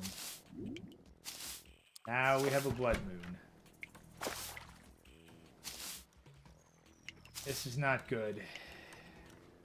I mean, it's good that it happened after I got my better armor, but this is where it's time to start battening down the hatches and preparing for serious trouble.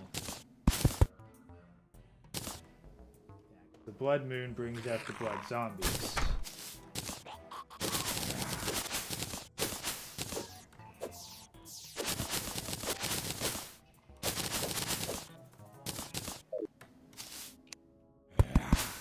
Good news is that the deathweed has bloomed. And that's about the only good news. Blooming deathweed is important because that's about the only time we're going to get deathweed seeds.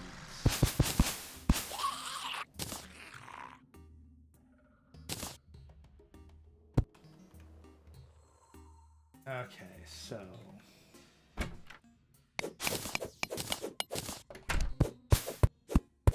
I am in need of a lot of wood right about now.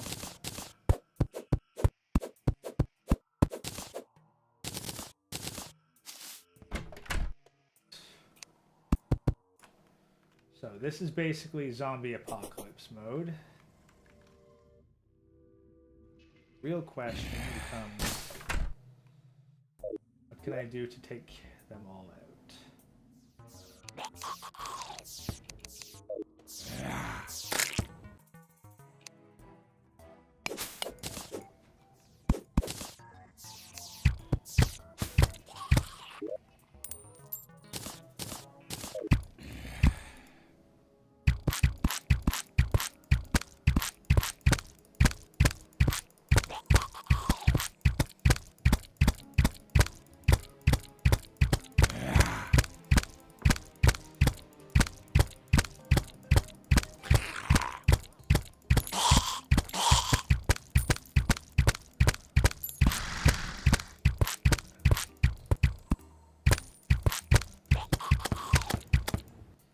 I am not wasting Jester arrows on these guys.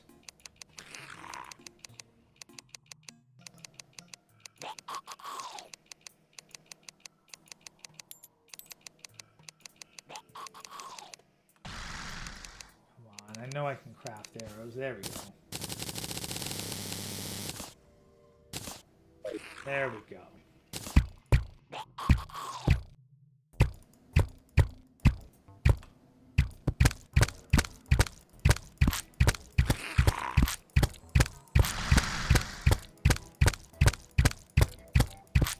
This is basically where a good magical staff would really come in handy.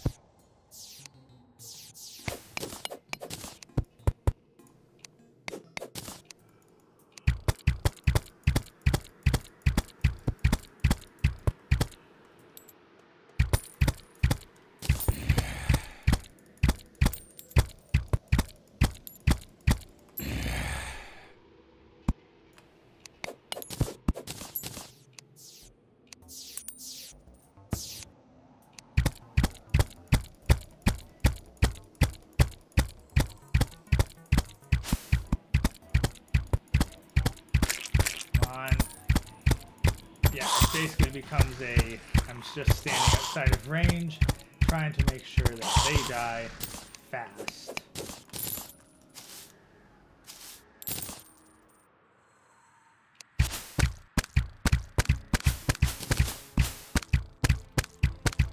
And they're probably going to get inside and kill the merchant at this rate.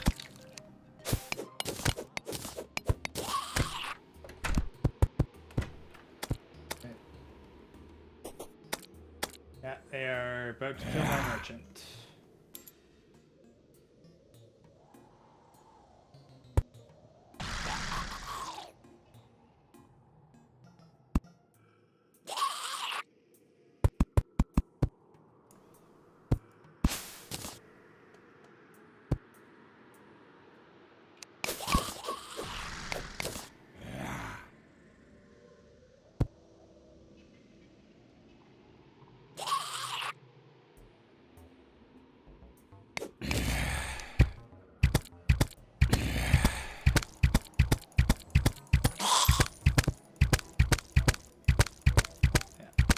Take him out like this.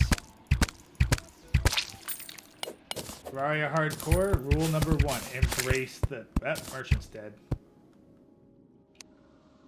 Just embrace the cheese. Do not be worried about stupid things like a fair fight. No. You embrace every cheap, cheesy tactic you can. Because this game will not go easy on you and will absolutely murder you unfairly if it gets half a chance. So you gotta be willing to do the exact same thing back.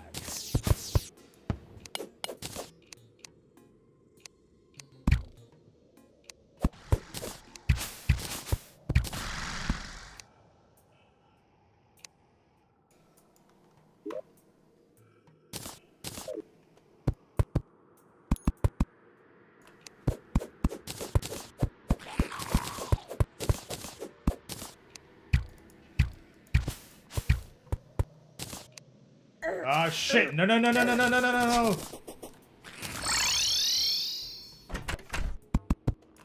Okay. That's exactly the kind of thing I'm talking about. You screw up in the slightest. This game will not hesitate to punish you for it. Fortunately, though, they don't have anything that can fit through a one-wide block. And I get to shoot them with impunity. Well, who knows? Like, they might have drawn from the same sound effects library for their zombies. Now, also, beyond the dripplers and the blood zombies, there's also the unique zombies of the bride and the groom, which drop unique items when taken out.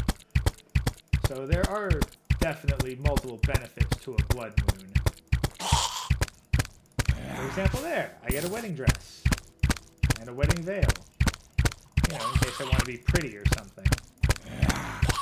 Or I want to dress up as a 30-year-old woman.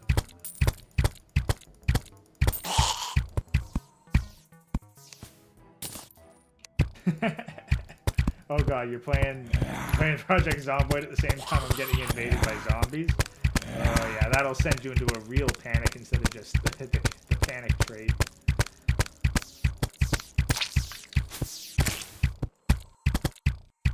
Oh god, it's such a... It's so good to get all those stars.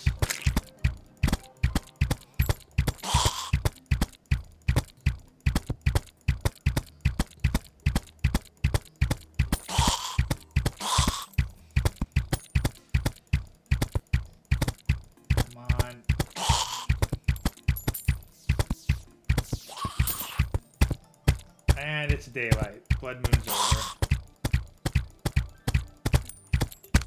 I say that, but they're not gone yet, so...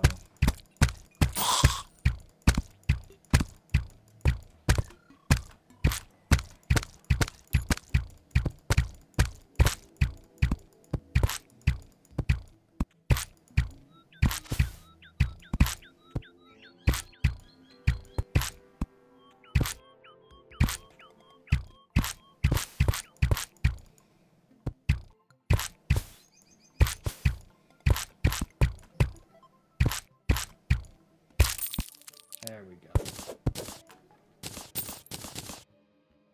Alrighty. Well, thankfully, Eye of Cthulhu did not come on a blood moon. Why does zombie sounds like they're spitting out of their mouth? Ah, that's because that's a drippler, which is a variant of the floating eye. It only appears during the blood moon. They look like a dripping ball of ground beef with a bunch of eyeballs. So, pretty nasty. They also take a heck of a beating. Don't suffer a lot of knockback. And they'll do 57 health. And that's with me in full tungsten gear. So, you can imagine that you encounter them when I was ungeared, like I was just very recently. Yeah, they're a pretty big deal. And they come in hordes. Yeah, now, things like these basic slimes are actually trivial for me.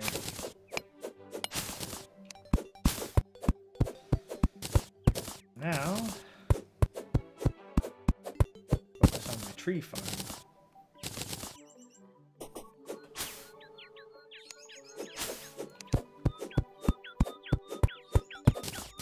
probably survive crossing the desert, too.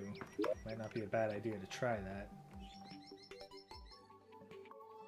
Got a bunch of acorns now, gem corn, potential gem corns. So, yeah. So, ooh, +2 defense from an accessory. That'll go pretty far. Now, where's... Acorns are number 7 right now. Alright, so just place those.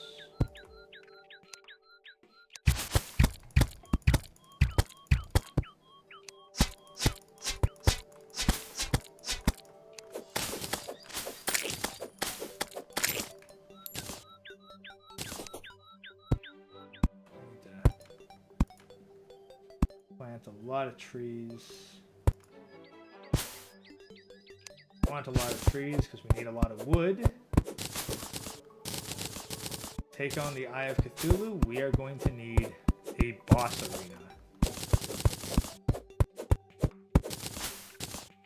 This is probably the perfect place to get one set up.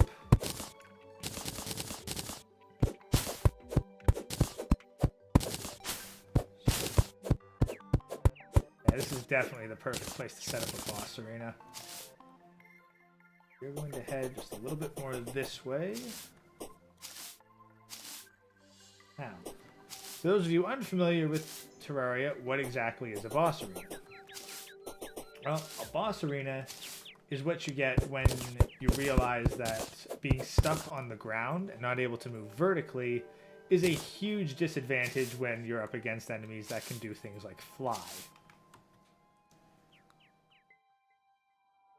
So, to counter that, the boss arena was invented, and most people figure out how to build one naturally without being taught. Like, it's just, you kind of realize naturally that it's something very beneficial. Also, chest, shine potion, oh, a wand. Vulture.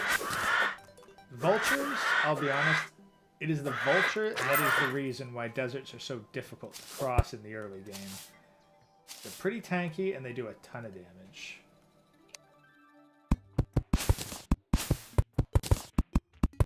We are just here to cross a little ways and see what kind of biomes are out this way.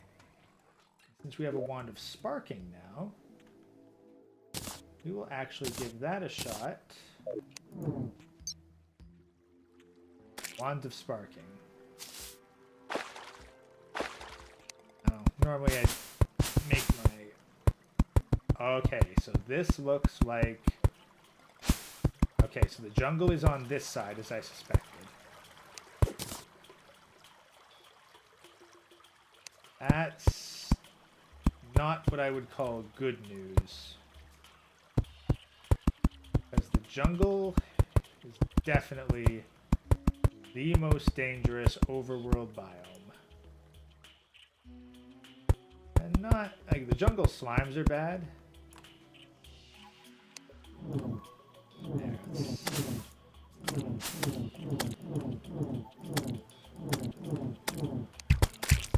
There, yeah, because even with all the gear that I've got on right now, a jungle slime is still doing 28 damage. So early game, they are outright lethal. Right now, they are just pretty challenging. You don't want to get hit by them, if you can at all.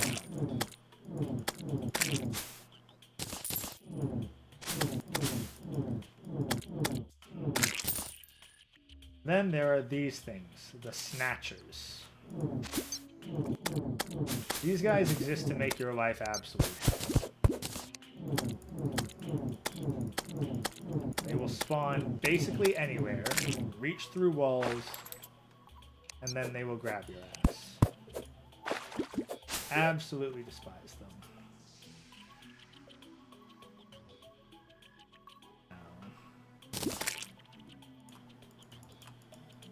I cannot do anything with that. Don't know why I have 3 doors here. Whatever, screw it, I'll eat the fruit.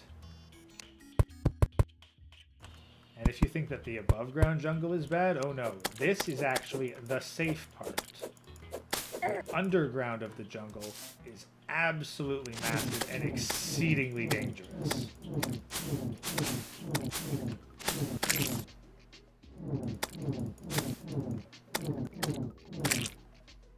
It is so exceedingly dangerous that it's honestly a serious question of whether or not you'd rather go to hell than go into the jungle. I am not joking. But what's worse is that danger right there, the jungle bat. Screw the jungle bat. That is the primary reason why I will avoid the jungle at all costs. And so far as I'm concerned, this entire side of the map may as well be inaccessible. We've got some nice stuff on the way, but everything in the jungle and beyond is going to be completely untouchable until I get some significantly better gear. Because jungle gear is, absolutely nuts. Absolutely nuts. But we did that more to just get an assessment rather than worry too much about it.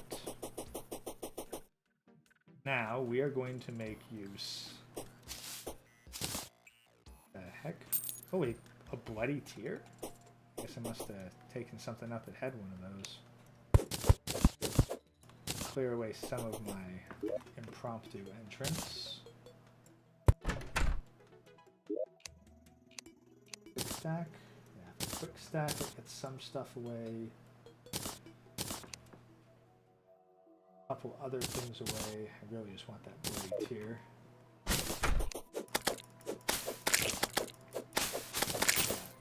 Thankfully, we've now got good enough gear where slimes are actually trivial. Ah, yes, the bloody tear. Castlevania reference. What a horrible night to have a curse. This allows us to summon the Blood Moon whenever we want. There may be some times when we would actually like to summon the Blood Moon. Right now is not one of them. Now, why did I just make a metric crap ton of platforms? Well, this is the key to the boss arena.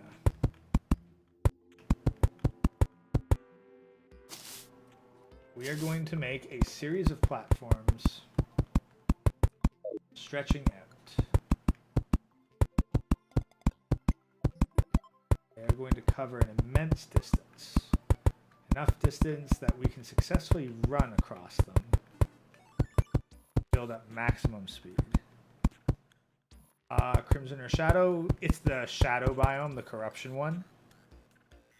yeah, Kaze Fox knows what's up. Yeah, that jungle's a special kind of hell. Alright, we got our new merchant to replace the one that died.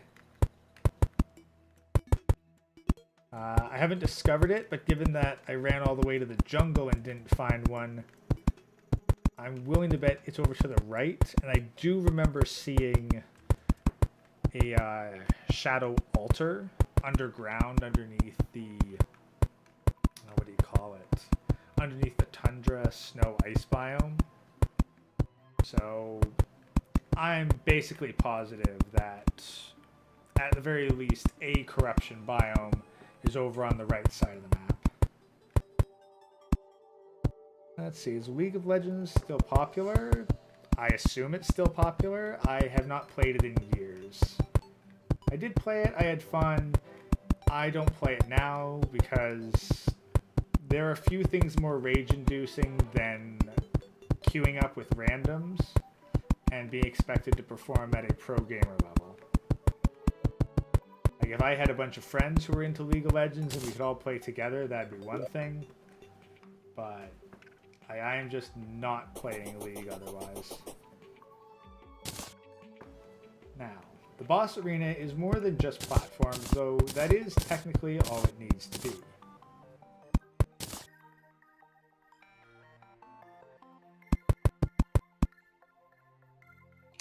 So we've got 7 of those. So now what we'll do is we can make campfires. Put a campfire here.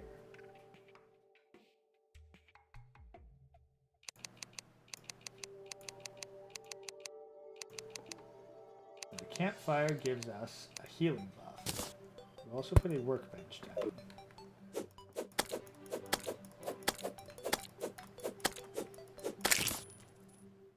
Now, see, we have this campfire buff right here. What we do is we go nice and far until the campfire buff disappears. Right at the place where it disappears,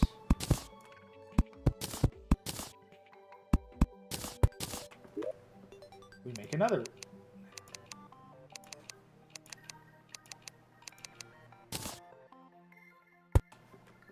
Now we have another campfire buff. Head off this way until it disappears. And now here we actually get the sunflower bonus too. Campfire buff disappears right there.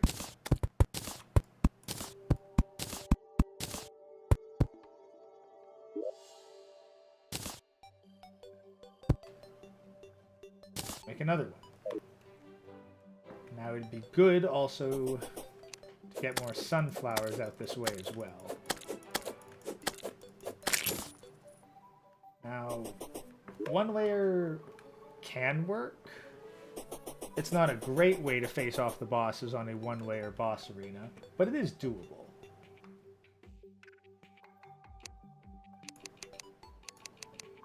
However, when you're playing on this difficulty,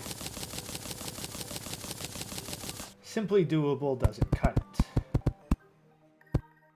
Also, that is the pinky slime, which will be useful, so I'm going to set it on fire.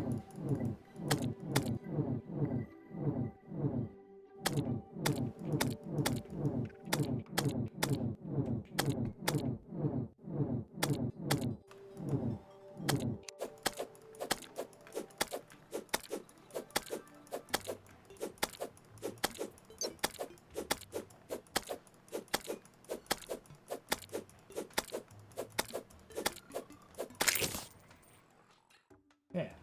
Ooh, a whole bunch of pink gel. You can use that to make regeneration potions, which they become fairly standard now. Currently, I have a double jump. A double jump means that I can, at maximum, go this high. That's... I think I'm going to go with one tick lower. So I better stop that before the guide dies. Moment, please.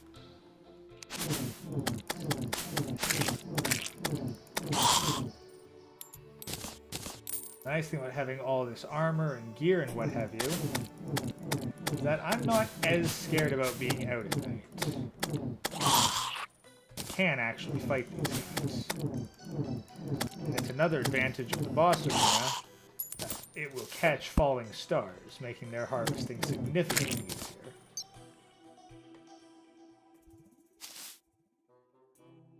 So, now we have this spot right here.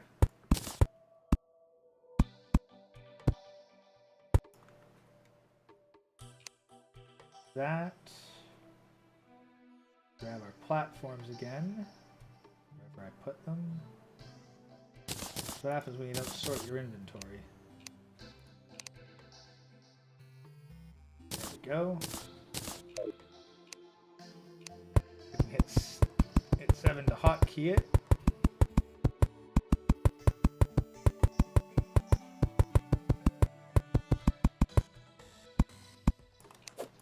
Yeah, now we have these guys coming, which is useful because we will actually need these guys to be dying in large numbers, because we need a whole bunch of materials from them as a prerequisite for summoning the Eye of Cthulhu.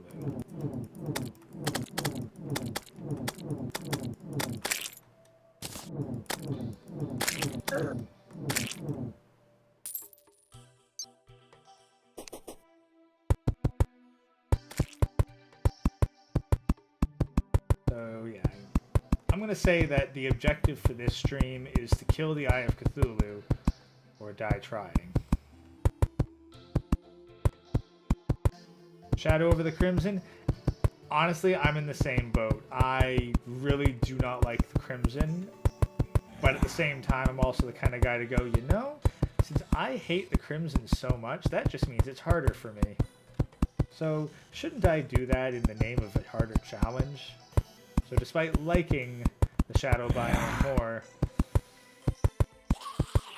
the Battle Maniac, I guess you might call it, in me kind of demands that I take the Crimson. So I just hit random every time and go, nope, we're going to true neutral on this. You're going to let fate decide what I have to deal with this time around.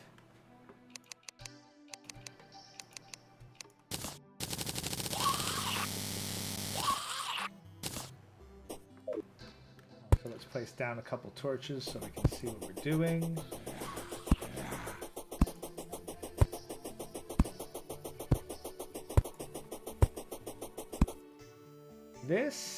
This is pretty good. Like, I'll admit, this right here is actually a pretty good setup. Yes, now we just need to kill a whole bunch of demon eyes.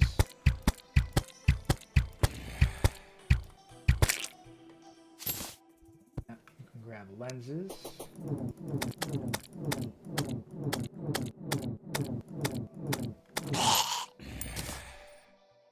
Wands to take out zombies.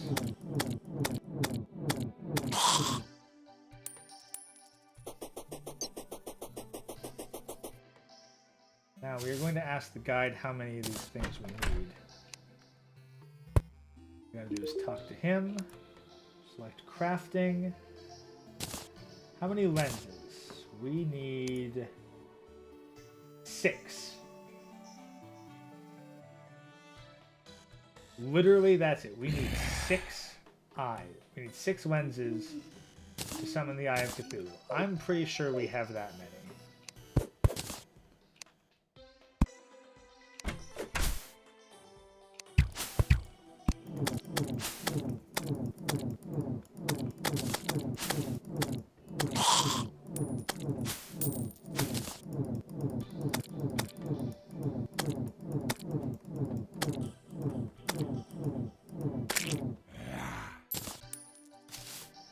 So, all we have to do now is get 6 lenses, get to a demon altar, should be able to summon the Eye of Cthulhu.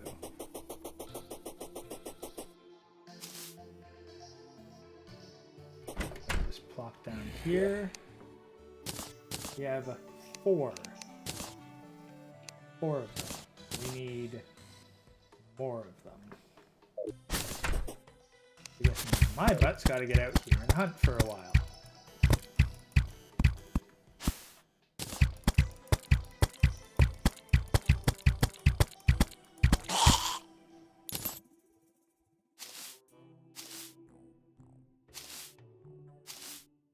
All right.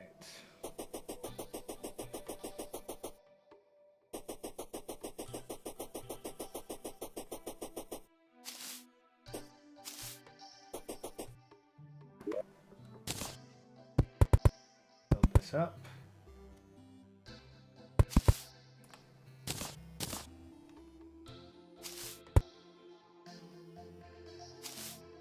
It's pretty comfortable.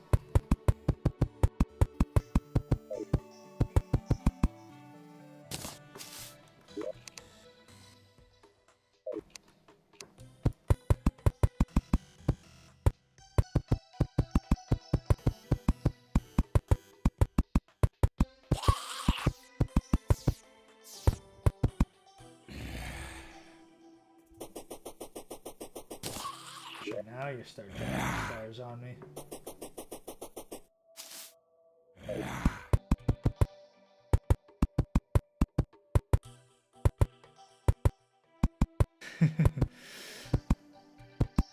You summon your own boss. That's cool. No, that's the thing, Solitaire. If I don't summon the Eye of Cthulhu on my own, he will come for me.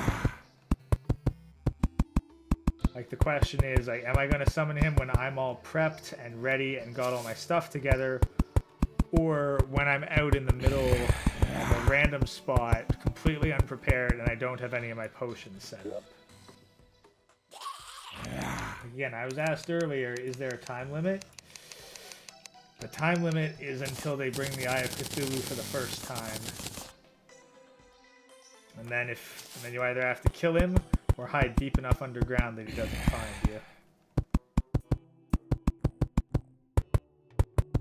And yeah, jungle zombies, like, just everything in the jungle is a bloody nightmare. Alright, so we've got a 3-layer boss arena. I'm pretty satisfied with that, if I'm being honest. What I am not satisfied with is how few lenses I have. Like, seriously, normally I'm fighting these buggers off with sticks. And now I can't even find one. Hey, fairies. Lead me somewhere cool.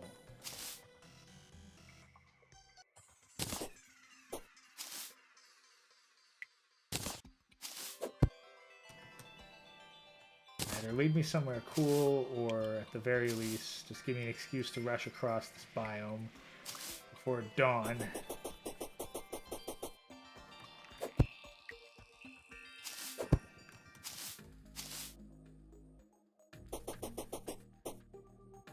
Let's get some more stars here. Really?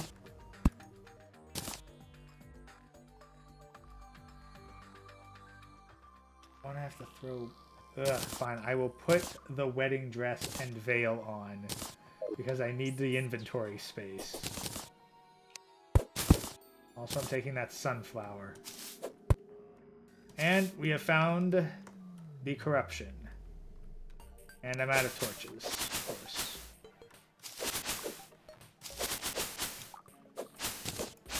Okay, so. First thing we're going to do is quarantine this.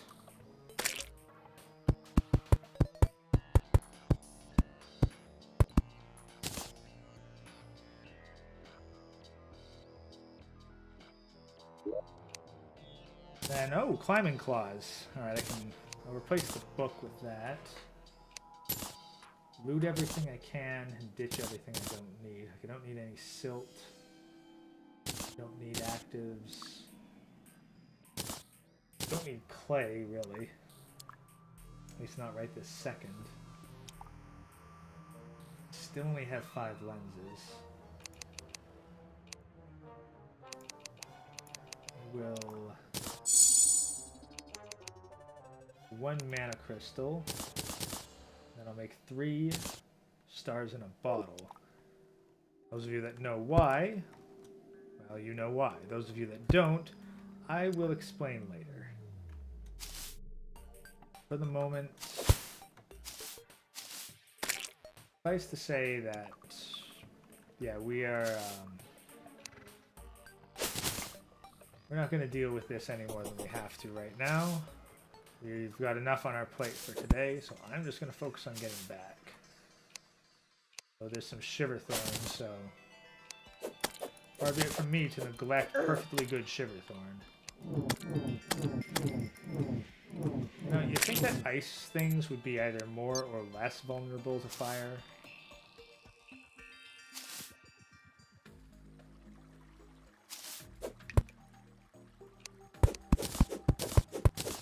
Okay, the traveling merchants here. Where? Back at the guide? Alright. Just grab the Shiverthorn. I gotta double check what all these potions are made from anyway.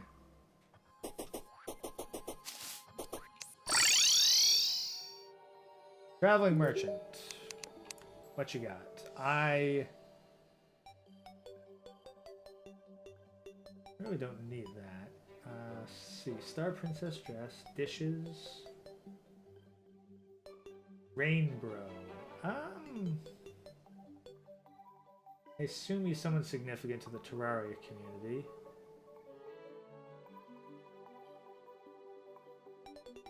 Two defense.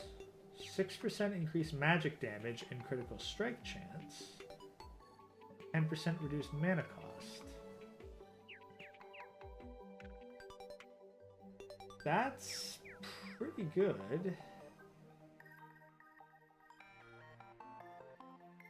Okay, some shingles, some wood. That costs a platinum, which I do not have. Let's take this mystic robe and see. It is not an accessory. I'm just going to sell you the wedding dress, because I am not going to be wearing that. So. Oh, and of course he has a gun. Now, I'm not sure whether it would be better to use armor, or whether it would be better to use magic.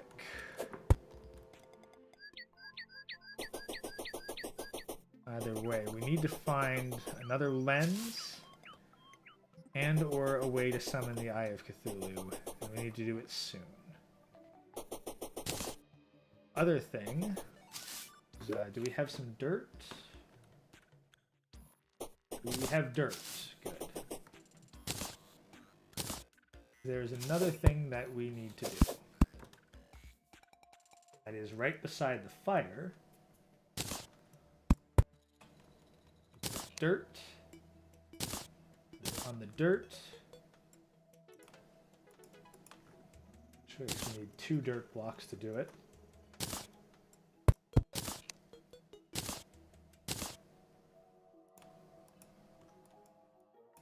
3 dirt blocks.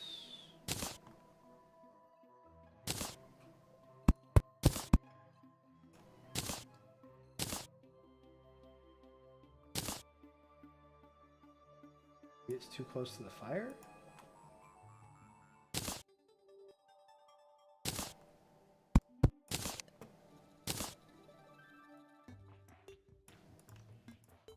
Maybe it needs to have grass seed or something.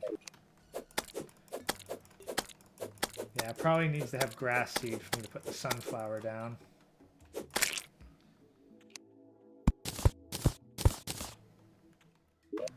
which case I will just pop down here and place the sunflower down here. It's not going to give me the best buff radius, but for the moment it will do. Okay, so that works just fine. That works just fine.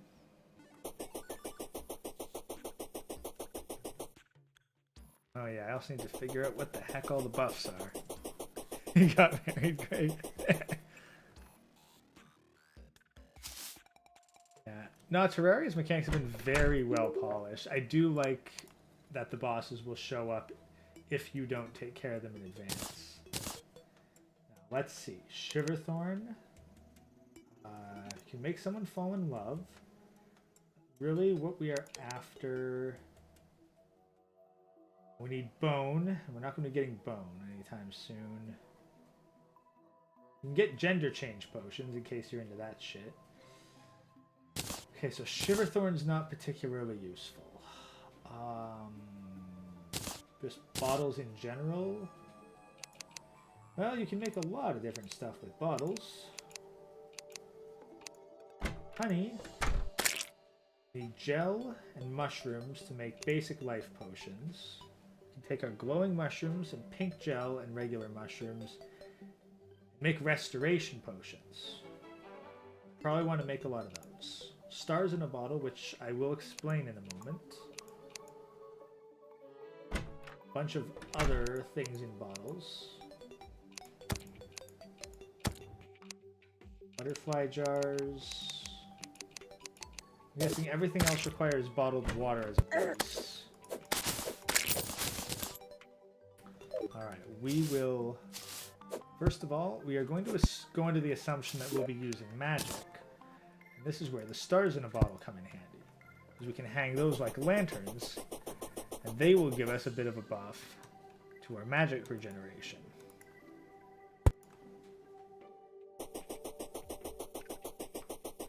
So we'll just place those at the same spots that we do the campfires. And that way we'll maintain the buffs over the extended area. Alright. We've got a lot of day bloom ready to go too, which is nice.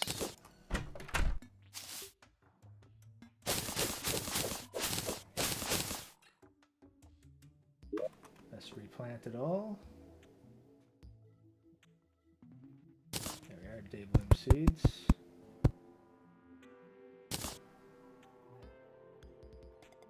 Also got a lot of shiverthorn now.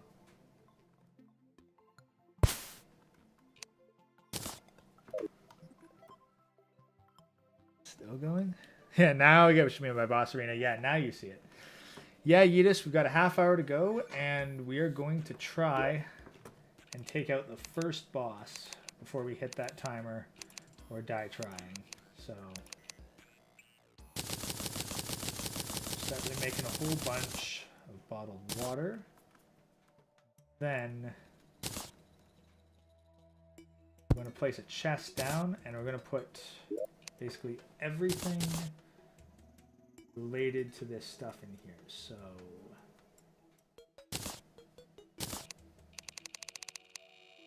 a lot. Yeah, let's put all our gels in there.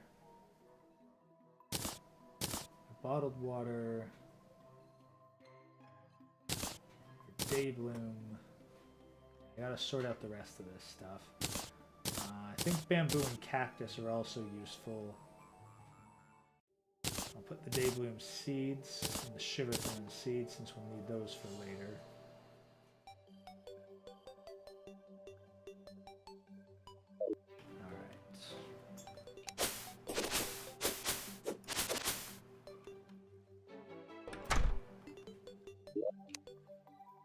Some of the other things we don't need here. So we have the fire blossoms, the day blooms, and the moon glows, and the shiverthorn, blink root, rest of the day bloom seeds, fire blossom, water leaf, and the deathweed.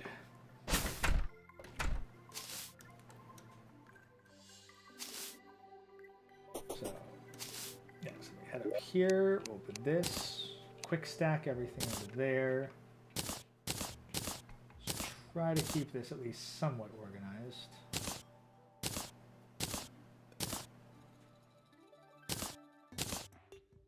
Water leaf in there, and the fire blossom seeds, and the moon glow, which we don't have seeds for yet. And blink root, the fire blossom. I think that's it. So now, theoretically, we should be able to do... Oh right, I forgot. There's one more very important step we need to take, and that is we place empty water bottle on the table.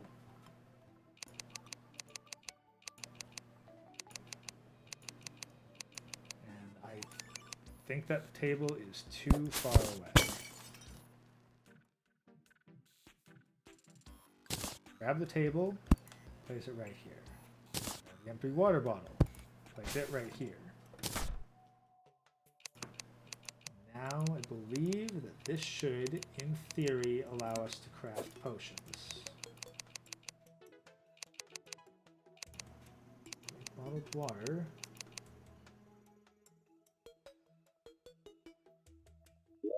Oh, if I open the chest... There we go. Now, yep. Okay, gender change potion, not what I'm after. Regeneration potion. Yeah, you want some of those. Swiftness potion. That's what the cactus is for. We'll make 2 of those. Let's see. Invisibility lowers spawn rate. Thorns potion. Deathweed plus cactus. Not a lot of those. Very useful. Archery potion. They require a lens, so until we have a lot more lenses, that's out of the question.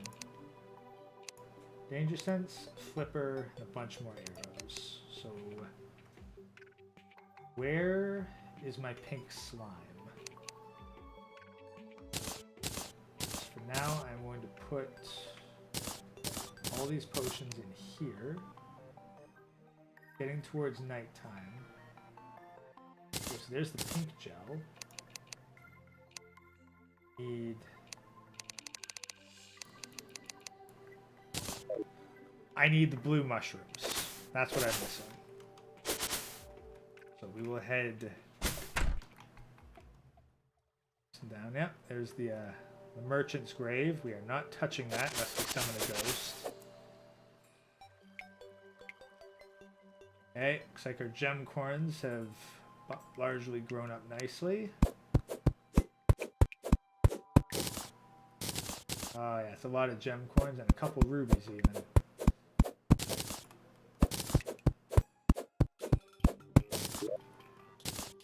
Yeah, if you're into like just the money making aspect of this game, gem corn farms are extremely lucrative.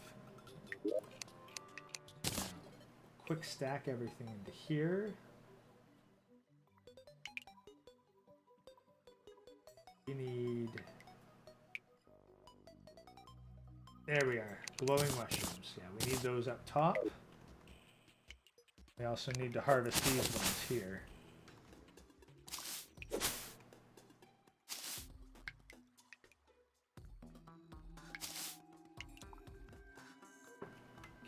Okay. I believe... Pink gel, we got the... Actually, I'll drop a bunch of regular acorns in here as well, just in case.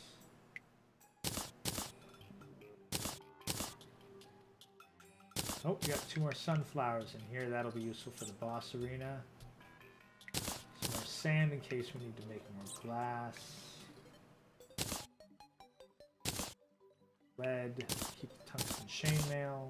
And put the topaz in here.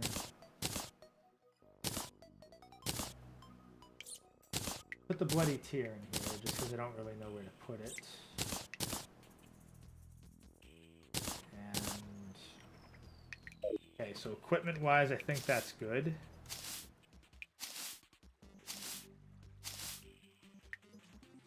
Now we need to go on the surface, and we need to hunt the eyes.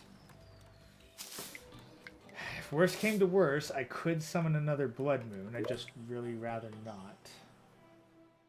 Don't have a lot in the way of rubies, so I don't think I can make the staff I want either.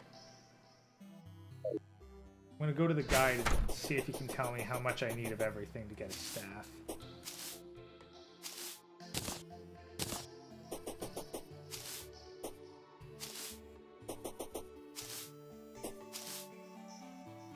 Yeah, seriously, having a double jump and the boots makes navigation so much easier. Now, what can I make out of this ruby? Yeah, I don't have meteorite to make the lightsaber. 15 to make the hook. You just need 8 and 10 gold bars. That is entirely feasible. That is well within my capabilities. I'm going to wear the chainmail. Yeah. I mean, I don't really have as much health as I'd like, but without extensive searching in the underground, I'm not going to find more life crystals.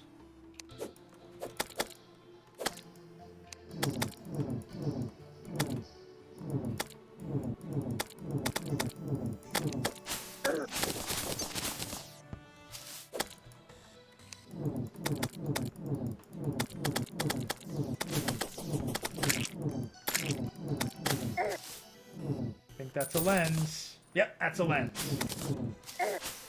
Shice. Okay. Yeah, take one of those lesser healing potions.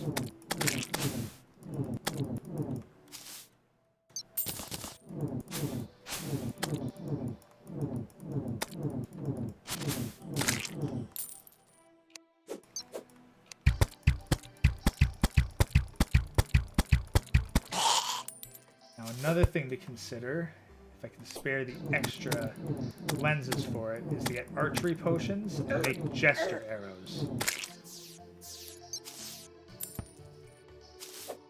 Yeah, jester arrows are very important because they are magical arrows that will pass through targets.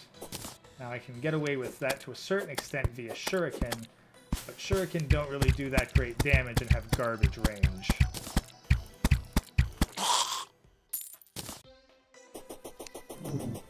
Like, ultimately, the magic staff has the best range, but we'll take what we can get. So, make this fairly simple. We're going to hunt as much of these guys as we can.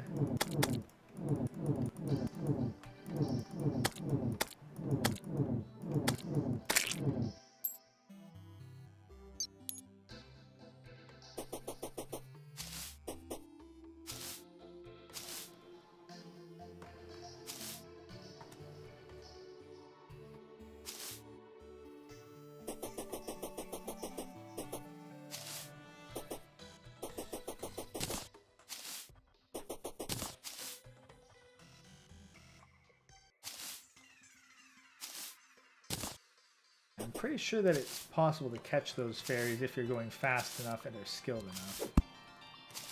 Not really an objective for right now, but if I manage to get the butterfly net and then get close to them.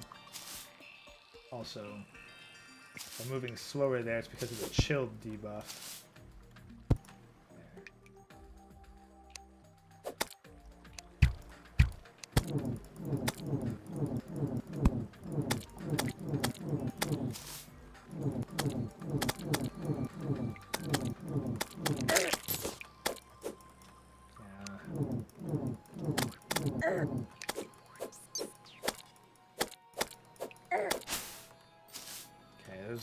These guys might not be the biggest threat, but I can't afford to take them too lightly. They are still a mob of decently strong enemies for my position in the game. They already took out half my health, and against the Eye of Cthulhu I'll be up against a lot more of them.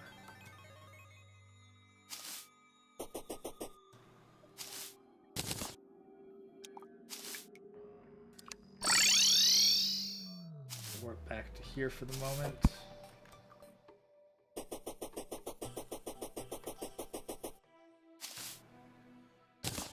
Got a whole bunch of fallen stars.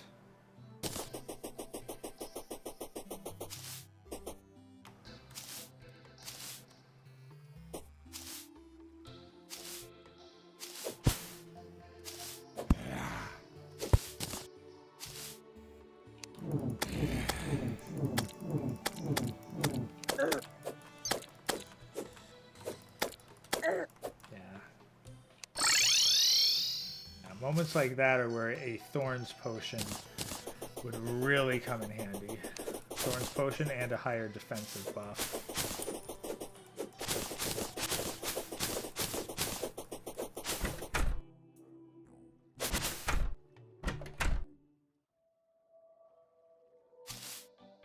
Let's go down and see if maybe, just maybe, we can get enough for the most powerful basic staff. And we might be in luck. Now it's just a question of, will these drop what we need, and do we have access to gold? That's the thing, like, either I'm going to take out the Eye of Cthulhu, or I'm going to die, and this run's going to be kiboshed. So, this run's ending one way or another. Exactly 8 rubies, 23 gold bars.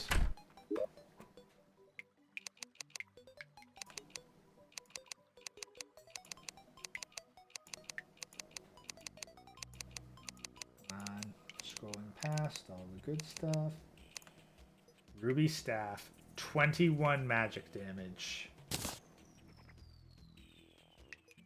That's some satisfying stuff. And now, increase our mana capacity. 140.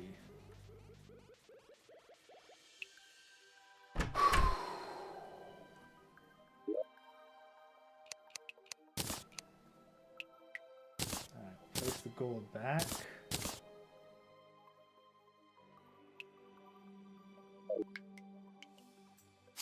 Alright, so let's head up real fast and test this out.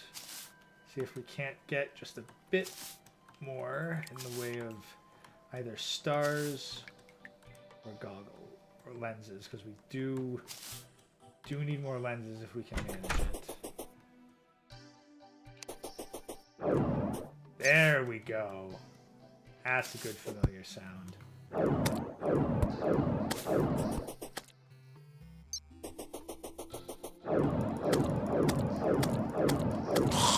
There you go.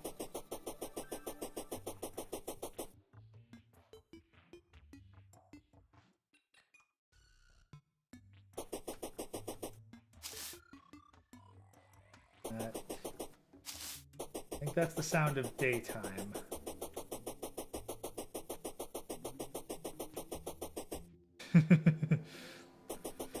Hey, if you guys want to get some sleep, there's always the replay.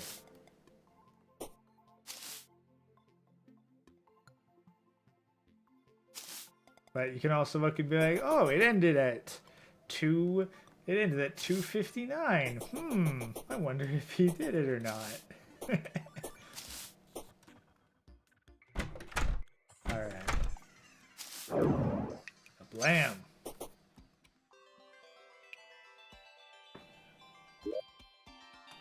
Yeah. Down there, that demon altar.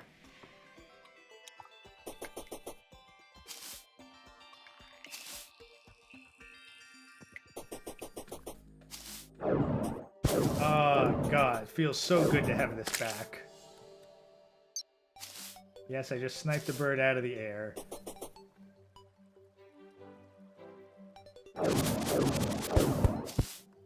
It is a glowing particle that goes forever in a straight line and penetrates. And this is the most powerful version of it. At least that I can access at this point in the game. Alright, we have 9 lenses.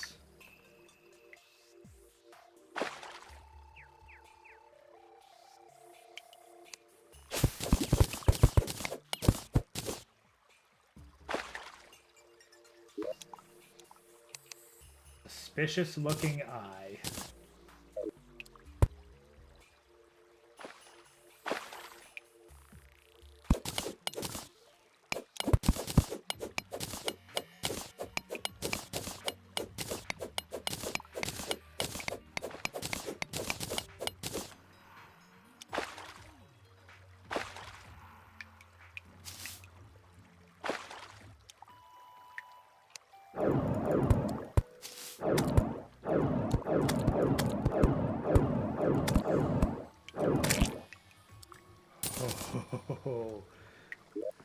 Oh, that's an intoxicating feeling of power at this point in the game.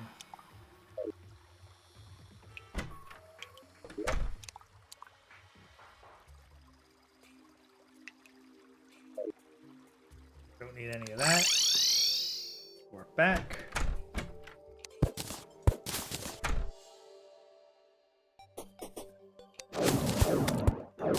Remember when I was running from those at the start of the game? Now I can just casually blast them away.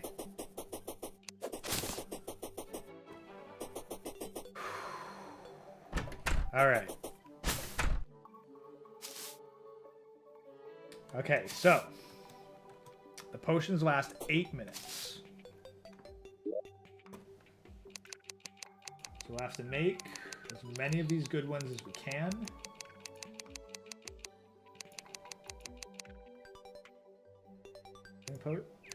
So yeah, there's more advanced healing potions, but this is what we really want because it has a reduced cooldown.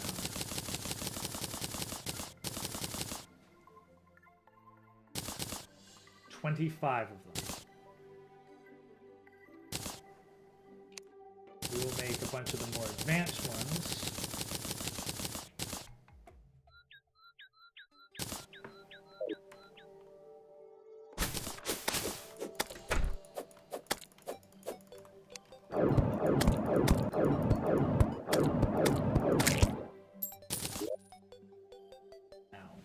Don't have is an abundance of jester arrows, but I do kind of make up for that.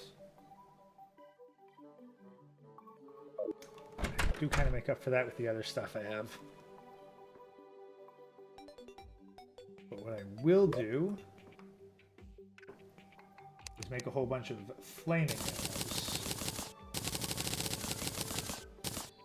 And that just requires a whole bunch of torches. So I can make a bunch of wooden arrows. Easy to stockpile those. And then I just need a whole bunch of torches. Which just requires me to hunt a bunch more slime. And I can make a bunch of flaming arrows.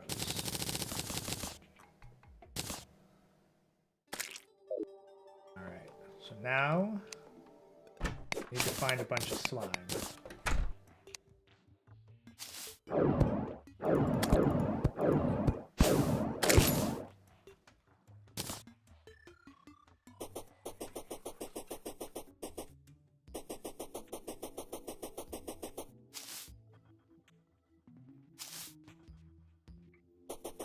Now this is where you actually, well, I need a bunch of slime. Maybe it's a good idea to go to the underground.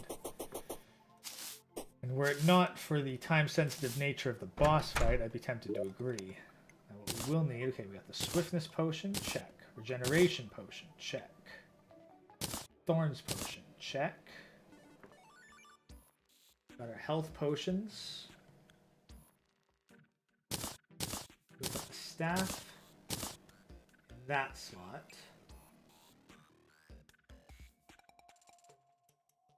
We'll put regular healing potions in 6, restoration potions in 7.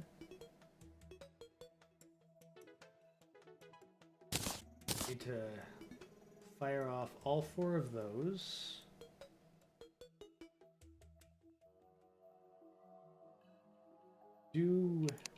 Yeah, we still have the option to make 2 archery potions, so we'll take one of those. Got our swiftness potion, regeneration, gender swap. Good on all of these. And now, some slimes have come to play.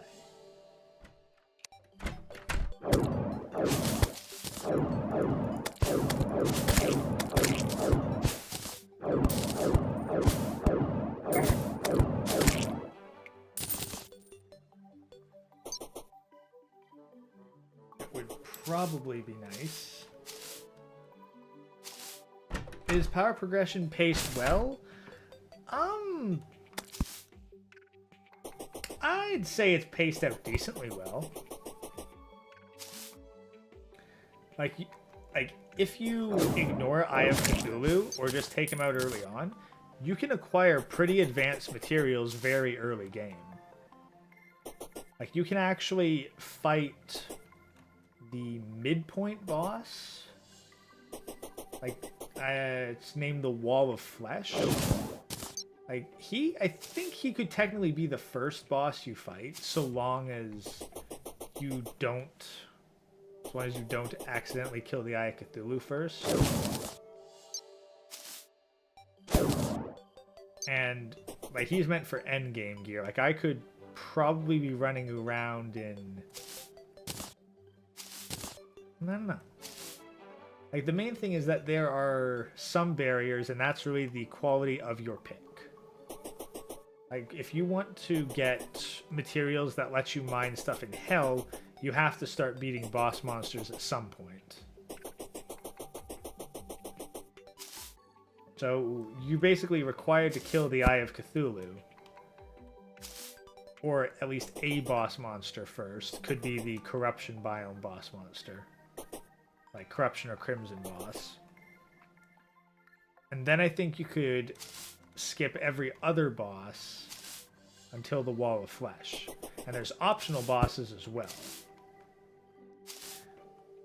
But really, you need the Demonite material, which you get from, well, killing demons. And that allows you to get Hellstone later on.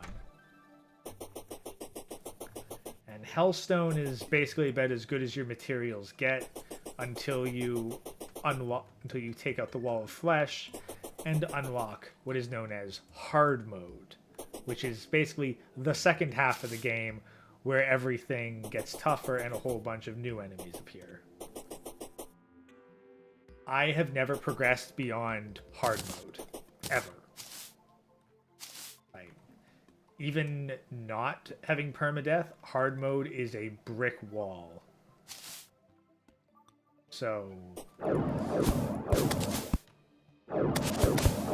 like, I don't know if power progression scales appropriately. I do know that you need to get comfortable using cheesy, cheap tactics.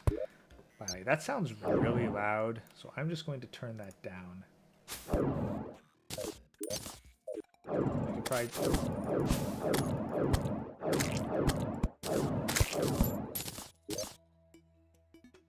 Yeah, let's see, how loud is that? Volume's okay.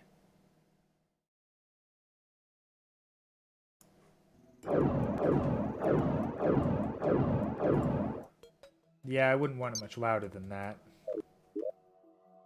Though, still a bit loud for me. Let's just go into the settings.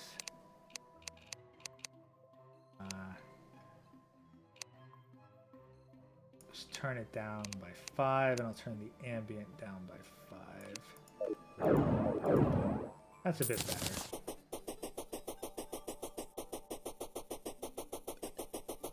Okay. So, power progression... I don't know. I don't know what you'd count as good paced. I'd say it's well paced in the sense that you're not going to get more powerful gear before you can get weaker gear. Like, not unless you really go out of your way. Anyway, let us make a bunch more fire arrows. 490 fire arrows. Oh, you can actually make more.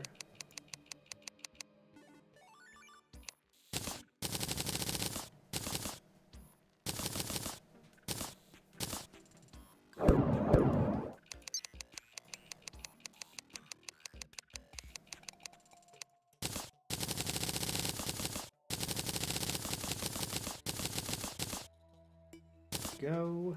All right, yeah, almost 1,000 fire arrows. That should be sufficient.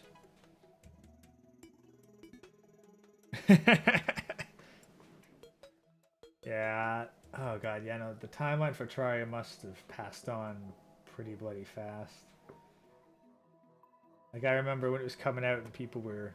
They were just comparing it to Minecraft, but not much was known. And now, extensive fandom, tons of mods, all sorts of secrets, and it's still receiving updates and care from the community.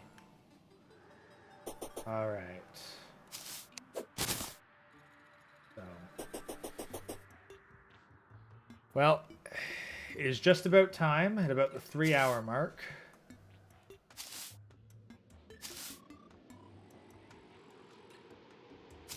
Yeah, no, you definitely do feel like you've earned them, especially if you're playing hardcore. Like, there are actual additional benefits to playing on master difficulty. Like, on this difficulty, the bosses will drop their rarest shit, and you'll get some of the best items. Alright, so... hoping that this is sufficient. We are about as prepped as we are reasonably going to be.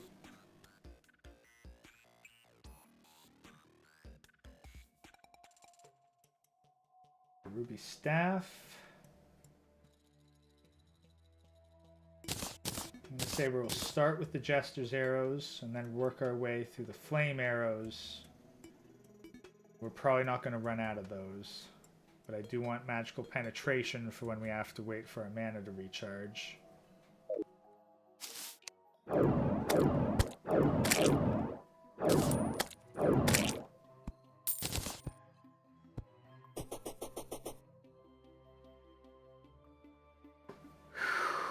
Jeez, just... well, hey, it's sunset. Maybe our fire blossom is in bloom. Yeah! Yeah, our fire blossom's up, so at the very least. Grab more Fire Blossom. Just enjoy it. Realistically, this could be the end of the line.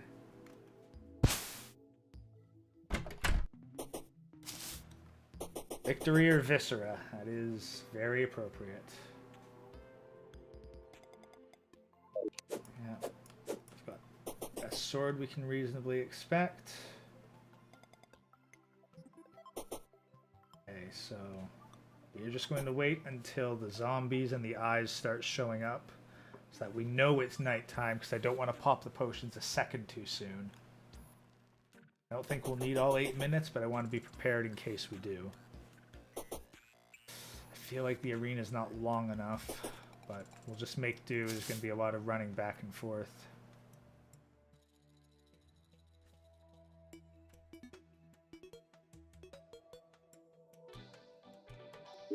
Alright, that's the nighttime cue. Archery potion.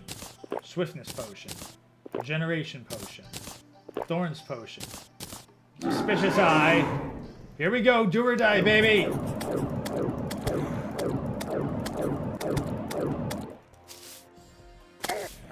Damn it.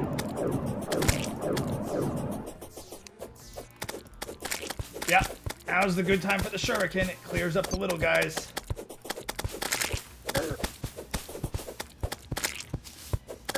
Damn it.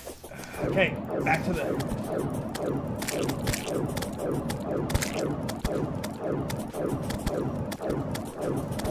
Jesus, he takes a lot of damage. Oh, out of...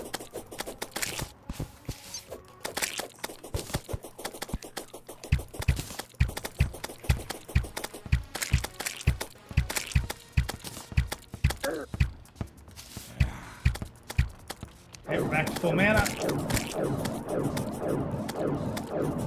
Oh my god, he's not taking a lot of damage.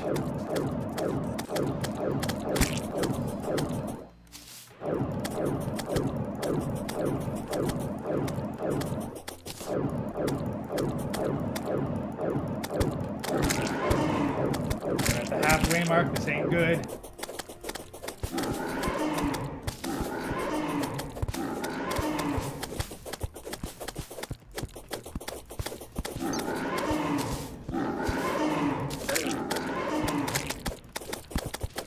We haven't had to use many potions yet, so that is a good sign.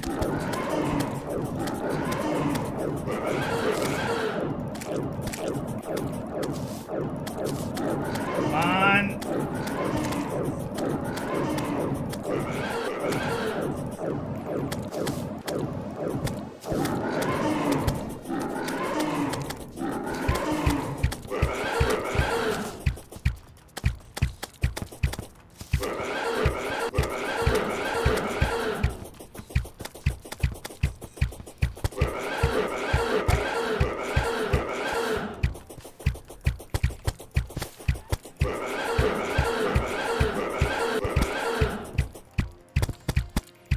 Set him on fire, set him on fire. Stay on fire, you... Come on, you bugger, stay on fire! Back to the magic.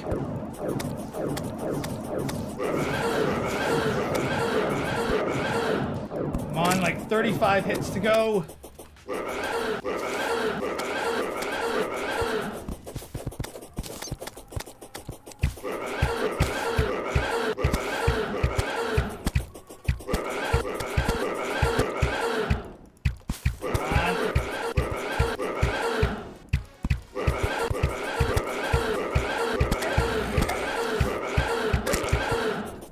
I got him! Jeez.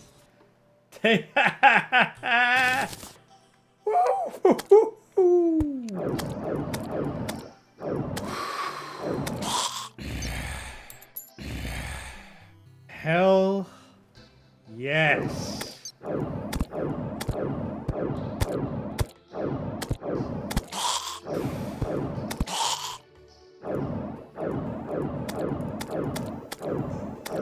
Full thing of prep, proper boss arena. Wouldn't say that was a skin of my teeth fight, but I was worried about that DPS output, not gonna lie.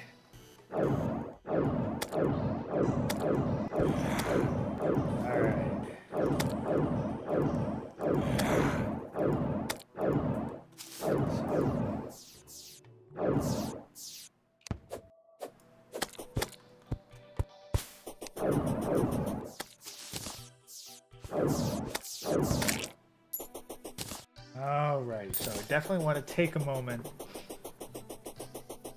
and I gather up what resources I can, because being in this state, we can get fallen stars pretty easily. Yeah, I want to get a bunch of fallen stars.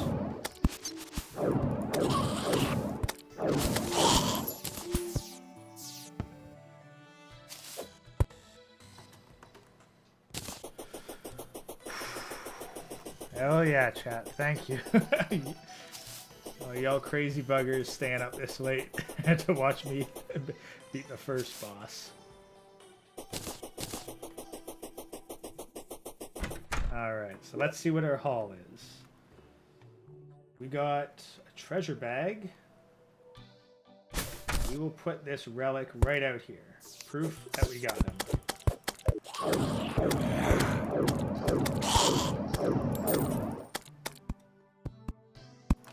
Maybe we'll make a proper shrine to him.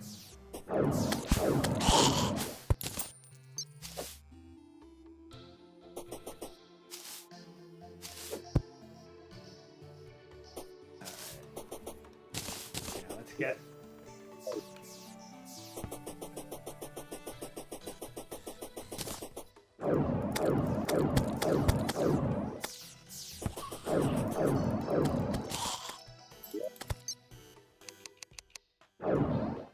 Let's make as many of these mana crystals as we can make right now. Get our mana capacity as high as it will go.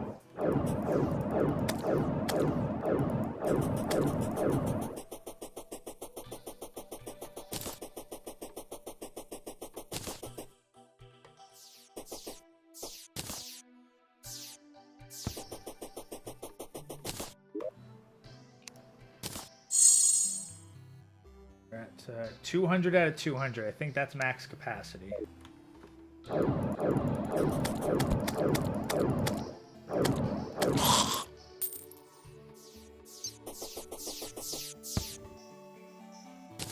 So let's see. We got post-boss clarity. You're not wrong. You are not wrong. Be it Dark Souls or Terraria or what have you. There's always that sense of post-boss clarity. Let's see what we got in this treasure bag. We got... Oh, hell yeah. This is a very good item. We will replace the shackle. Being able to do a side dash, and a side dash where you get to do this. There's a side dash that protects you and causes harm. It is without a doubt probably the best game that, like the most useful item that you get from this boss, and it will serve you well into the late game. Next up, 59 Demonite Ore and 2 Corrupt Seeds. As well as some stylish headwear. Apparently this guy was a big deal in the Terarria community, OX388 or something. So now I can wear his aviators as a vanity piece and get a sweet piece of shades.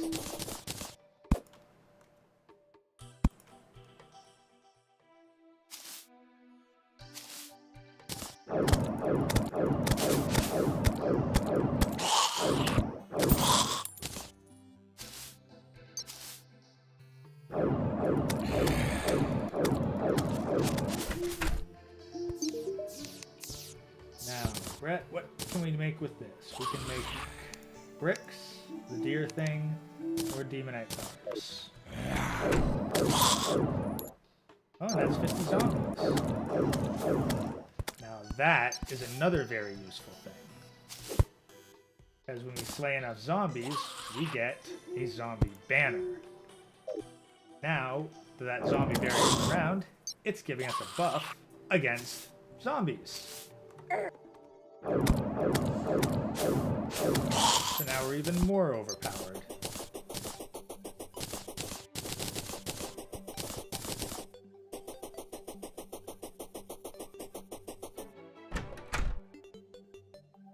Let's smelt up this. Smelt up a whole bunch of this demonite. See what we can make out of it. 19 bars. Yeah. Make a nice broadsword. Axe. Make a bow. Make a fishing rod. But what we cannot make is a pick.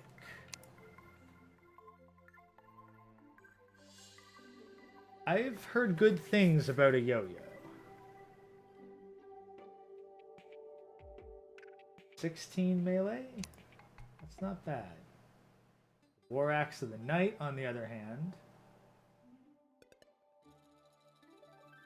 Powerful axe.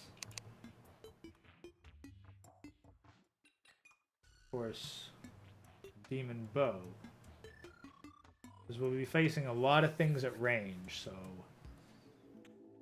Now, if we wanted to get a Fisher of Souls, we could. But I'm going to say that the one that's going to pay us back the most in the long run is a good bow. It is just a standard, unmodified demon bow. That is fine. Corrupt Seat, Demonite Bar, Demonite Ore. We will worry about that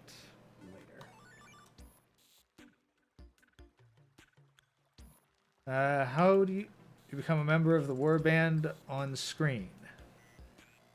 To do that, what you need to do is make a YouTube channel, start making Manosphere content, and then talk to Chronic.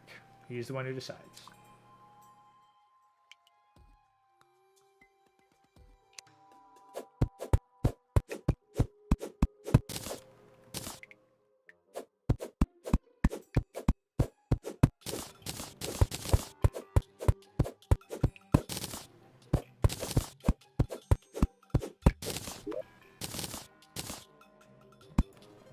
Place more rubies.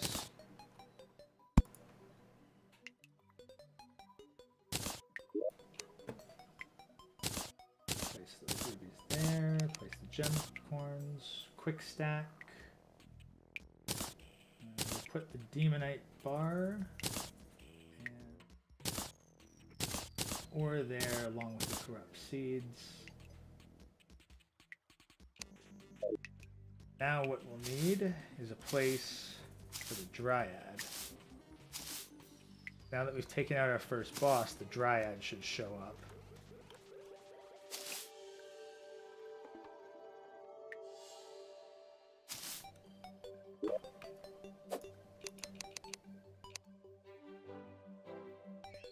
This is handy. There we go. Make a lot of stone.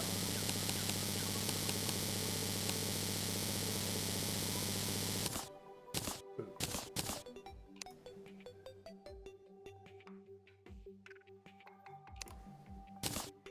Brick wall.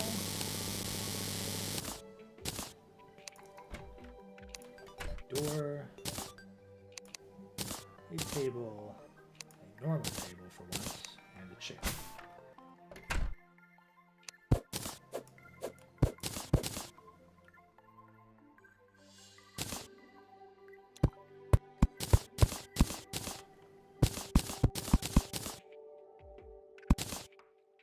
Gonna take on the next boss. Oh no. We are wrapping up. I am just trying to get the Dryad in here.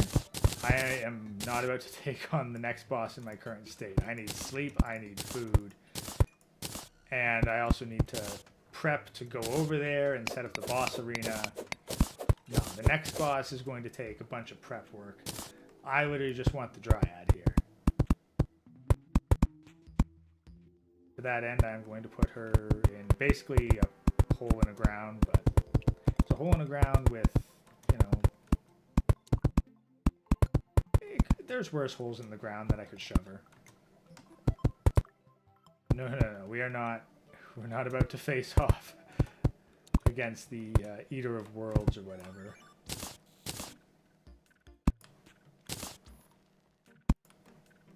are just making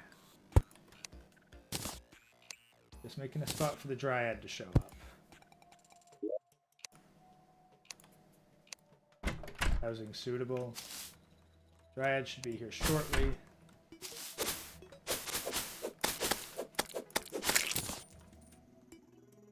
I'm just going to clean up this area and start to apply some of these bricks where they really ought to be.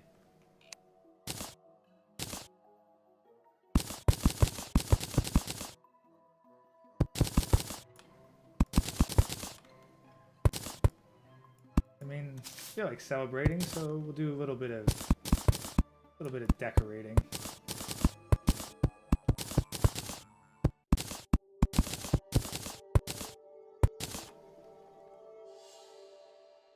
I was like the one growing out for 21. Hey, let's be honest. 21 Studios dug their own grave a long time ago. Chronic just showed everyone else what was in there.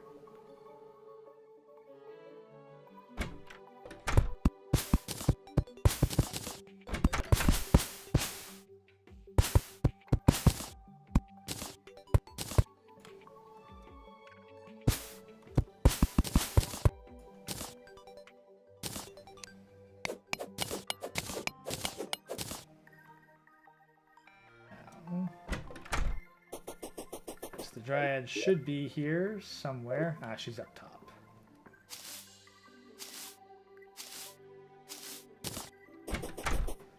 Hello, Ariella. Yes, so from you, I need... There's a lot of good stuff.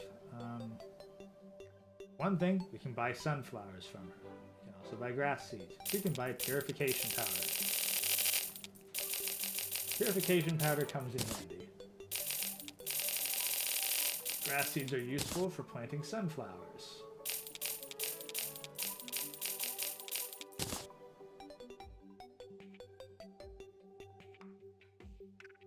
Blink root planter box. Dirt rod.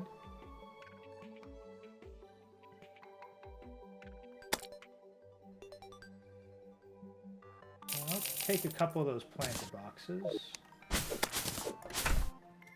This.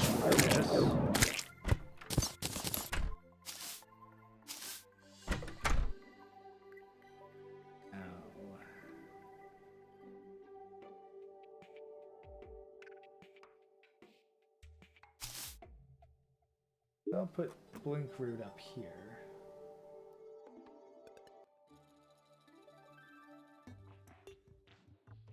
There we go.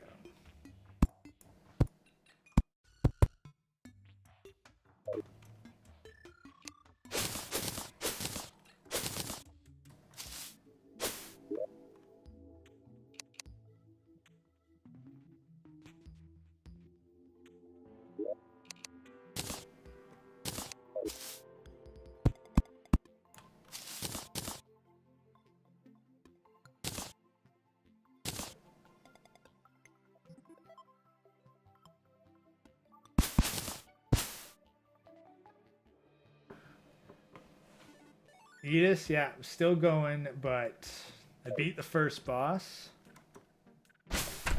And there's the proof that I beat the first boss. So this is really just me wrapping up. Wanted to make sure the Dryad got here and that I got her special equipment.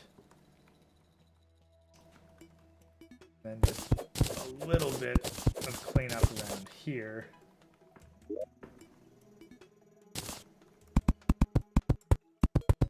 Place just feeling a little more like a base.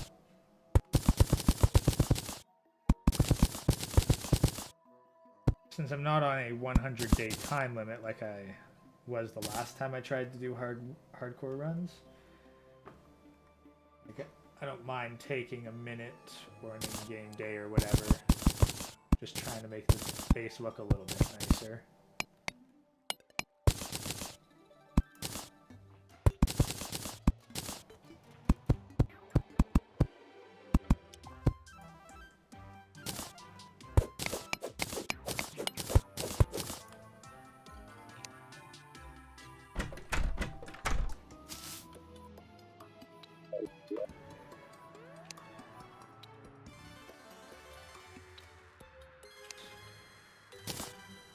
place a nice wooden door right here.